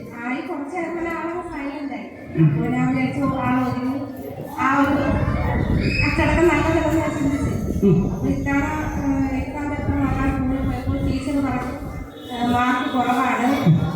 എവിടെ മെച്ചോർഡായതിനു ശേഷം ഒരുപാട് ഒതുങ്ങിപ്പോയി, സൈലന്റ് ആയിട്ടുള്ള ഒന്നും അധികം സംസാരിക്കത്തില്ല. അങ്ങനെയൊക്കെ പറഞ്ഞ് പേടിപ്പിച്ചോ? ഇനി വലിയ കുട്ടിയായി നീ പുറത്തിറങ്ങി ആരെ മൂത്ത് നോക്കല്ലേ, ആൺപിള്ളേരോട് സംസാരിക്കല്ലേ, ഇങ്ങനെയൊക്കെ പറഞ്ഞാ? ഞാൻ പ്രത്യേകിച്ച് ഉപദേശമൊന്നും കൊടുത്തിട്ടില്ല. പക്ഷേ ഞാൻ വീട്ടിലാണ് എന്തെങ്കിലും പറഞ്ഞാൽ ഒന്ന് രണ്ടാൾ പറഞ്ഞാൽ കേൾക്കത്തില്ല. വേറെ ഏതോ ലോകത്ത് നിൽക്കുമ്പോൾ എനിക്ക് തോന്നിയിട്ടുണ്ട് ഞാൻ വഴക്കും പറയും, നീ എന്തോ എപ്പോഴും ചിന്തിച്ചിട്ടുണ്ട്, എന്തെങ്കിലും ചിന്തയുണ്ട ഞാൻ എപ്പോഴും വീട്ടിൽ പറഞ്ഞപ്പോൾ ഞാൻ പേടിച്ചു. പ്ലാന്റ് ചെയ്യണോ? ആണോ? ഡെലിവറി നോർമലായിരുന്നോ? പ്രഗ്നൻസി പീരീഡ് നല്ല സമാധാനമുള്ള സമയമായിരുന്നോ? അതില്ല, ഇപ്പൊ വന്നപ്പോ വിഷമമില്ലായിരുന്നു. ബ്രസ്റ്റ് ഫീഡിങ് സമയം പ്രശ്നങ്ങൾ സങ്കീർണമായിരുന്നു. അപ്പം മറ്റുള്ളാകുമ്പോൾ ഹോർമോൺ ചേഞ്ചിലൂടെ ഞാൻ പറഞ്ഞല്ലോ, പ്രഗ്നൻസി പീരീഡിൽ നമുക്കുണ്ടായിരുന്ന ബുദ്ധിമുട്ടുകൾ ഒക്കെ, ബ്രസ്റ്റ് ഫീഡിങ് സമയത്ത് ഉണ്ടായിരുന്ന ബുദ്ധിമുട്ടുകളൊക്കെ അവരുടെ ഹോർമോൺ ചേഞ്ച് ഉള്ള സമയത്താണ് അവരത് റിഫ്ലക്ട് ചെയ്യുന്നത്.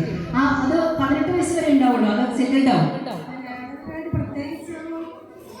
എനിക്ക് എന്നോട് അവർക്ക് പറഞ്ഞു നടത്താനാണ്. എല്ലാവരും പറയാം അമ്മമാരാണ് അത് അവിടെ ഒന്നും ഉപദേശിക്കാൻ പോകല്ലേ, നിങ്ങൾ ഉപദേശിച്ച് കൊടുക്കുകയും ചെയ്യുന്നത് കേട്ടോ മക്കൾക്ക്. നമ്മൾ പണ്ട് ഞാൻ ചെരുപ്പ് എൻ്റെ തേഞ്ഞ് തീർന്നപ്പോഴാണ് എൻ്റെ അച്ഛൻ ഒരു ചെരുപ്പ് വാങ്ങിച്ചു തന്നത്, നിനക്ക് എത്ര ജോഡി ചെരുപ്പാണ്, പിന്നെ പണ്ട് എൻ്റെ പെൻസിൽ നിങ്ങൾ തീർന്ന കുറ്റിയാവുമ്പോഴാണ് എനിക്ക് അടുത്ത പെൻസിൽ, നിനക്ക് എത്ര ബോക്സ്, അങ്ങനെയുള്ള ഉപദേശങ്ങളൊന്നും നിങ്ങൾ കൊടുക്കരുത് കേട്ടോ. കുട്ടികളോട് കൂട്ടുകാരെ പോലെ സംസാരിക്കണം. അവർക്ക് എന്തെങ്കിലും പ്രശ്നം വന്നാൽ അത് പറയാനുള്ള ഒരു സ്പേസ് നിങ്ങൾക്ക് ഉണ്ടാവണം. ഞാനൊരു കാര്യം പറയട്ടെ, നല്ല കേൾവിയാവണമെന്ന് ഞാൻ പറയുന്ന കാര്യം, പെൺകുട്ടികൾ മൗനമാവുമ്പോൾ നമ്മൾ ശ്രദ്ധിക്കണം. അവരുടെ സ്കൂളിൽ ഒരു കൗൺസിലർ ഉണ്ടെങ്കിൽ അവരോടൊന്ന് സംസാരിക്കാൻ പറയും. ഇല്ലെങ്കിൽ ആ സ്കൂളിൽ അവളെ ഇൻഫ്ലുവൻസ് ചെയ്യുന്ന ഏതെങ്കിലും നല്ല മികച്ച ടീച്ചേഴ്സ് ഉണ്ടായിരിക്കും, അവരുടെ കൂടെ അവരെ പോയി കണ്ട് അവരെ ഏൽപ്പിച്ചു കൊടുക്കുക. അവർക്കാകുമ്പോൾ ഡേ ബൈ ഡേ ഈ കുട്ടിയെ ഒന്ന് ഫോളോ അപ്പ് ചെയ്യാൻ പറ്റും. മനസ്സിലായോ? മൗനമായിരിക്കുന്നതെന്ന് വെച്ചാൽ ഹോർമോൺ ചേഞ്ചിന്റെ കൂടെ ഹോർമോൺസ് ഡോപ്പമൈൻ പാസീവ് ആയി പോയി കഴിഞ്ഞാൽ അവർ ചെറിയ ഡിപ്രഷനിലേക്ക് പോകും. അത് നമ്മൾ അഡ്രസ്സ് ചെയ്യണം. ഇപ്പോൾ ഒരു മിഡിൽ ക്ലാസ് ഫാമിലിയിൽ ഒരു മോള് കേട്ടോ, ഞാനെനിക്ക് 2018 സോഷ്യൽ ജസ്റ്റിസ് ഡിപ്പാർട്ട്മെന്റിലായിരിക്കുമ്പോഴാണ് തമ്പാനൂർ ബസ് സ്റ്റേഷനിൽ നിന്ന് ഈ ടെക്സ്റ്റൈൽ ഷോപ്പിൻ്റെയൊക്കെ ഫ്രണ്ടിൽ ഇരിക്കുന്ന പ്രകടനം കണ്ടില്ലേ, പെണ്ണുങ്ങളെ സാരി കൊടുത്ത് നിൽക്കുന്ന മാനിക്വിൻ, നല്ല സുന്ദരികളായ ആക്കിനിരിക്കുക ഒരു കുട്ടി, നല്ല സുന്ദരിയായ ഒരു കുട്ടി. ആ കുട്ടി വന്നത് ഭയങ്കര റഫായിരുന്നു. സെഷൻസ് മുന്നോട്ട് കൊണ്ടുപോകാൻ തന്നെ ബുദ്ധിമുട്ടായിരുന്നു. ഞാൻ വളരെ ശ്രമപ്പെട്ടാണ് ആ കുട്ടിയോട് ഒരു റാപ്പ് ക്രിയേറ്റ് ചെയ്തെടുത്തത്. പക്ഷെ അത് കഴിഞ്ഞ് അവിടെ സംസാരിക്കുമ്പോൾ അവളുടെ കഥ എന്ന് വെച്ചാൽ, അച്ഛൻ മിഡിൽ ക്ലാസ് ഫാമിലിയാണ്, അച്ഛൻ ഒരു സർക്കാർ ഉദ്യോഗസ്ഥനാണ്, അമ്മയുടെ കാര്യങ്ങളെല്ലാം നോക്കും, വീട്ടിലെ കാര്യങ്ങളെല്ലാം നോക്കും, വളരെ മികച്ച അച്ഛൻ. അച്ഛൻ അമ്മയിൽ നിന്ന് ഒരു പ്രശ്നമില്ല, ഒരു ചേട്ടനുണ്ട്. ഈ മോള് മച്ചുറായിട്ട് തൊട്ട് അച്ഛൻ റൂമിൽ പോയിട്ട് ഈ കുട്ടി ഉപദ്രവിക്കും. അപ്പോൾ കുട്ടി മൗനമാവാൻ തുടങ്ങി. അമ്മ എപ്പോഴും എടുക്കുക, എന്തിനാ നീ ഇങ്ങനെ മൂടിക്കെട്ടിയിരിക്കുന്നത്, നീ എന്താ ഒന്നും സംസാരിക്കാത്തത്, നീ എന്താ ആൾക്കാർ വന്നാൽ പുറത്തേക്ക് ഇറങ്ങാത്തത്. സ്കൂളിൽ ടീച്ചേഴ്സും ചോദിക്കാൻ തുടങ്ങി, മച്ചുറായ ശേഷം ഇത്രയും മോശമായി പോയല്ലോ, എന്താ ഇങ്ങനെ, കുട്ടിക്ക് എന്താ ചേഞ്ച് എന്നൊക്കെ ചോദിക്കും. അപ്പം ഞാൻ ചോദിച്ചു, മോളുടെ അമ്മ ഒരിക്കലും അറിഞ്ഞില്ലേ അച്ഛൻ ഇങ്ങനെ മോളുടെ റൂമിലേക്ക് വരുന്നത്, അച്ഛൻ്റെ ആബ്സെൻസ് ബെഡിൽ അറിഞ്ഞില്ലേ. അപ്പോൾ അവർ പറഞ്ഞു, അമ്മ PCOD ഉള്ള ആളാണ്, അമ്മ എപ്പോഴും ടാബ്ലറ്റ് കഴിച്ചു കഴിഞ്ഞാൽ രാവിലെയേ ഉണരാറുള്ളൂ. അപ്പോൾ അമ്മയോട് എന്താ പറയാത്ത, അമ്മയോട് പറഞ്ഞു. ഒരു ദിവസം അമ്മ പാത്രം കഴിക്കൊണ്ട് നിന്നപ്പം ഞാൻ ചെന്ന് പറഞ്ഞു, അമ്മ അച്ഛൻ എന്നെ എന്ത് മോശമായിട്ടൊക്കെ എൻ്റെ ശരീരത്തിൽ തൊടുന്നു, എന്നോട് മോശമായിട്ട് പെരുമാറുന്നു. അമ്മ പാത്രവും ഇട്ടിട്ട് അവിടെ കറങ്ങിക്കുട്ടിക്ക് ഒറ്റ അടിച്ചു കൊടുത്തു. എന്നിട്ട് പറഞ്ഞു, മേലാൽ അച്ഛനെ പറ്റി മോശം പറഞ്ഞാൽ കുന്നുകളയുന്നു പറഞ്ഞു. എത്ര പേരാണ് ഞാൻ കണ്ടിട്ടുണ്ടെന്നറിയാം, അമ്മാവന്മാരെ ഉപദ്രവിക്കുന്ന മക്കൾ അമ്മമാരെ സമ്മതിക്കില്ല. എൻ്റെ സഹോദരനെ പറ്റി മോശം പറയുന്നത് എല്ലാവരും അങ്ങനെയാണെന്നല്ല, വൈകല്യമുള്ള ഒരുപാട് പേര് നമ്മുടെ സൊസൈറ്റിയിലുണ്ട്. കുട്ടികളെ അതിനെക്കുറിച്ച് അവയറാക്കണം. അപ്പോൾ ഈ കുട്ടി ആ ഓപ്ഷൻ തീർന്നു, അമ്മയോട് പറയാൻ പറ്റില്ല. അമ്മ ഏതെങ്കിലും അധ്യാപകരോട് പറഞ്ഞിരുന്നെങ്കിൽ, അന്ന് ഈ ചൈൽഡ് ലൈനോ സോഷ്യൽ ജസ്റ്റിസ് ഡിപ്പാർട്ട്മെന്റിന്റെ ആ ഒരു സേവനം ഉപയോഗപ്പെടുത്തിയിരുന്നെങ്കിൽ അത് നന്നായി പോയേനെ. പക്ഷേ ആ കുട്ടി അച്ഛനോടൊന്നും എതിർക്കാൻ പറ്റില്ല. അച്ഛനെ അവൾക്കത്ര പേടിയാണ്. ചേട്ടനോട് പറയാൻ നിശ്ചയിച്ചു. ചേട്ടനോട് പറഞ്ഞു. ചേട്ടൻ പറഞ്ഞു, മോളെ അച്ഛൻ എന്നെ സ്നേഹിക്കുന്നതായിരിക്കും, എന്നെ തെറ്റിദ്ധരിക്കരുത്, നമ്മുടെ അച്ഛനെ പറ്റി ഞങ്ങളൊന്നും പറയുന്നു. അപ്പോൾ അവൾ കരഞ്ഞു പറഞ്ഞു, ചേട്ടൻ എൻ്റെ റൂമിൻ്റെ കട്ടൻ്റെ ബാക്കിൽ വന്നിരിക്കെ അച്ഛൻ ചെയ്യുന്നത് കാണാമല്ലോ. സോ ചേട്ടൻ കട്ടൻ്റെ ബാക്കിൽ വന്നിരുന്നു. അച്ഛൻ പതിപോലെ കുട്ടിയെ ഉപദ്രവിച്ചു, തിരിച്ചു പോയി. അപ്പോൾ ഞാൻ ചോദിച്ചു, ചേട്ടൻ എന്ന് പറഞ്ഞു. ചേട്ടൻ ഫ്രീസായി പോയി മാം, കണ്ണിൽ കൂടെ കണ്ണുനീർ ഒഴുകിക്കൊണ്ടേയിരുന്നു. എന്നിട്ട് പറഞ്ഞു, എനിക്ക് പേടിയാണ് അച്ഛനോട് സംസാരിക്കാൻ, മോളെ നീ ഇത് ആരോടും പറയല്ലേ, നമുക്ക് കുടുംബത്തിൽ നടക്കേണ്ടത്. ഒരു രക്ഷയില്ല.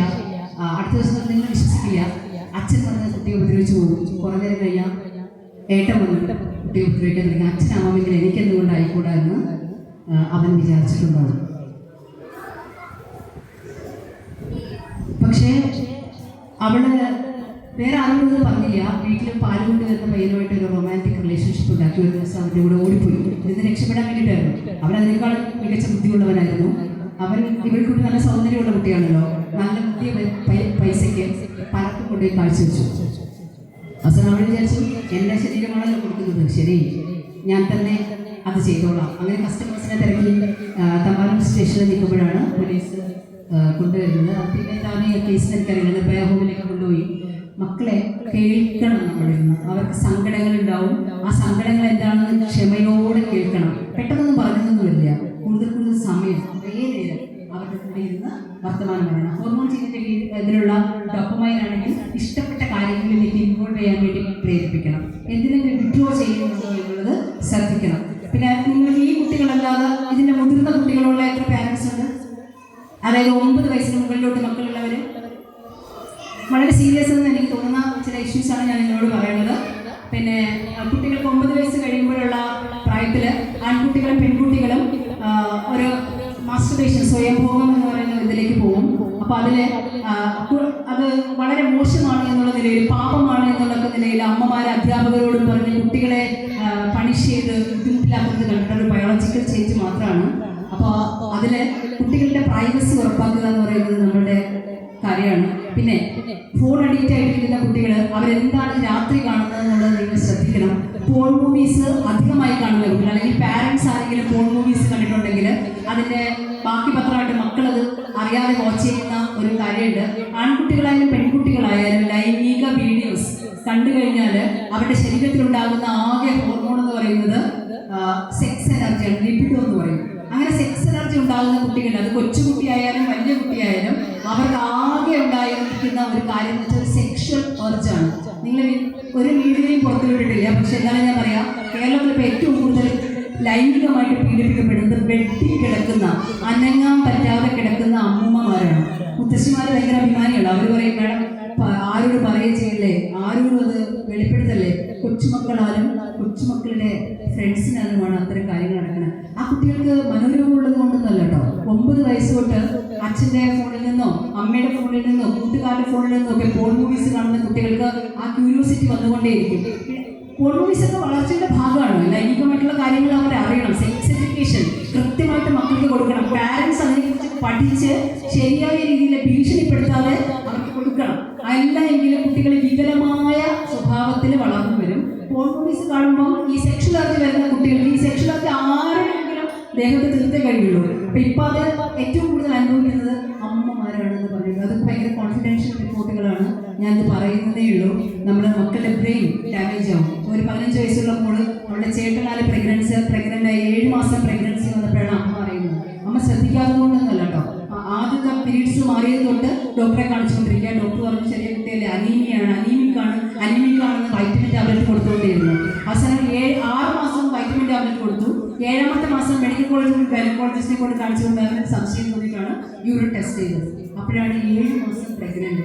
അന്ന് എൻ്റെ ലോചനയാണ് ആ കുട്ടിക്ക് ആരാണ് ഞാൻ വിചാരിച്ച റിലേറ്റീവ്സ് ആയിരിക്കും, അല്ലെങ്കിൽ ബോയ് ഫ്രണ്ട് ആയിരിക്കും എന്നൊക്കെ വിചാരിച്ചു. പക്ഷെ അല്ല, ആ ചേട്ടനാണ്. അവൻ പ്രശ്നക്കാരനല്ല, പക്ഷെ ബ്രെയിനിൽ ആകെ ഉണ്ടാകുന്ന ഡാമേജ് എന്ന് പറയുന്നത് എവ്രി ഡേ ഫോൺ അഡിക്റ്റ് ആണെങ്കിലും എവ്രി ഡേ മാസ്റ്റർബേറ്റ് ചെയ്യുന്ന ആളിന് പങ്കാളിയോടുള്ള ഒരു സെക്ഷൽ ലൈഫ് എൻജോയ് ചെയ്യാനായിട്ട് പറ്റില്ല. ഇപ്പം ഞാനിത് പറയാൻ കാരണത്തിന് ഈ റീസെൻ്റ് ആയിട്ട് ഞാനൊരു കേസ് കണ്ടു. ഗൾഫിലായിരുന്ന ഹസ്ബൻഡ് ലീവിന് നാട്ടിൽ വന്നു. 2 വർഷമായി കല്യാണം കഴിഞ്ഞിട്ട് കുട്ടികളില്ല. അപ്പോൾ വൈഫ് പറഞ്ഞു, മാം സെക്ഷൽ ലൈഫ് ഇല്ല നമുക്ക്. അയാൾ പറഞ്ഞു ശരി, പിന്നെ എനിക്ക് മാമിനോട് കുറച്ച് സംസാരിക്കണം. അപ്പം എന്നോട് പറഞ്ഞു എപ്പോഴൊക്കെ സെക്ഷൽ ലൈഫിലേക്ക് എൻഗേജ് ചെയ്യുമോ അപ്പോഴെല്ലാം എനിക്ക് എൻ്റെ അമ്മയുടെ മുഖം ഫ്ലാഷ് ചെയ്യുമെന്ന് പറഞ്ഞു. സോ എന്താ സംഭവിച്ചെന്നറിയോ, തെറപ്പി സെഷനിലാണ് അവൻ പോയി 13 വയസ്സുള്ള സമയത്താണ്. 13 വയസ്സിൽ കുട്ടി മാസ്റ്റർബേറ്റ് ചെയ്യുകയാണ്. ചില അമ്മമാരുണ്ട് ഹെലികോപ്റ്റർ പാരന്റിങ്, ഉറങ്ങുന്ന മക്കളെ പോയി നോക്കുക, ഇടയ്ക്കിടയ്ക്ക് പോയി ചെക്ക് ചെയ്യുക, എന്താണ് ചെയ്യുക, മക്കളെ ചുറ്റും മട്ടമിട്ട് പറയും. അപ്പം അങ്ങനെയല്ല, നിങ്ങൾ അവർക്ക് കുറച്ച് ഫ്രീഡമൊക്കെ കൊടുക്കണം. അപ്പോൾ ഈ ഒരു സമയത്ത് ഈ കുട്ടിക്ക് മാസ്റ്റർബേറ്റ് ചെയ്ത് ഇജാക്കുലേഷൻ നടക്കുന്ന സമയത്ത് അമ്മ കയറി ചെല്ലുകയാണ്. ആ സമയത്ത് ഇജാക്കുലേഷനോടൊപ്പം മനസ്സിൽ പറയുന്നത് അതാണ് സബ്കോൺഷ്യസ് മൈൻഡിന്റെ പവർ. അമ്മയുടെ മുഖമാണ്. എപ്പോഴൊക്കെ ഒരു സെക്ഷൽ ലൈഫിലേക്ക് പോകും അപ്പോഴെല്ലാം അമ്മയുടെ മുഖം ഫ്ലാഷ് ചെയ്യും. അപ്പോൾ ഗിഫ്റ്റ് ആവും. അപ്പോൾ അത് ഒരു തെറപ്പി സെഷനിലൂടെ നമുക്കത് സബ്കോൺഷ്യസ് മൈൻഡിൽ നിന്ന് അതിനെ ഡിലീറ്റ് ചെയ്ത് കളയാൻ പറ്റും. ഇതൊക്കെ സയൻസാണ്. ഇതിൽ നാണക്കേട് എല്ലാവരും കേട്ട പറഞ്ഞു നമുക്ക് വിചാരിക്കില്ല. നമ്മൾ നാണക്കേട് വിചാരിച്ചാൽ ഇതൊന്നും മക്കൾക്ക് പറഞ്ഞു കൊടുക്കാൻ ഈ ഭൂമിയിൽ വേറെ ആരും ഇല്ലാതാവും. അപ്പോൾ ശരിയായ രീതിയിൽ കാര്യങ്ങൾ മനസ്സിലാക്കി ശരിയായ രീതിയിൽ കുട്ടികളോട് അവരുടെ പ്രായത്തിനനുസരിച്ച് പറഞ്ഞ് മനസ്സിലാക്കണം. Thank you so much.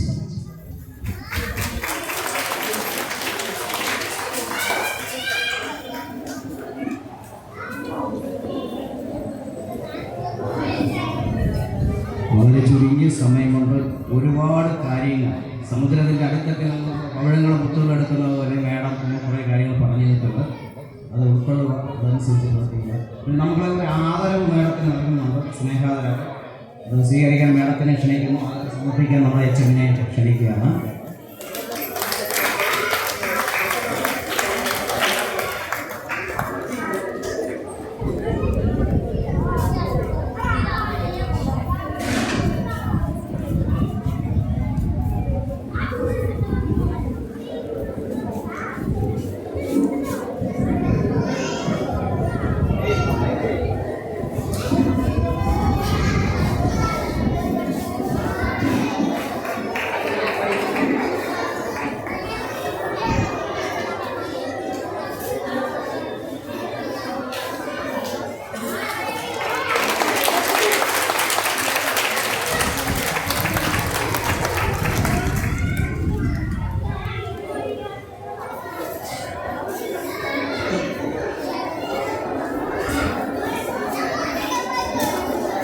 നന്ദി പറയുന്നതിന് നമ്മുടെ സ്റ്റാഫ് സെക്രട്ടറി മുജീബ് സാഹിബിനെ ക്ഷണിക്കുകയാണ്.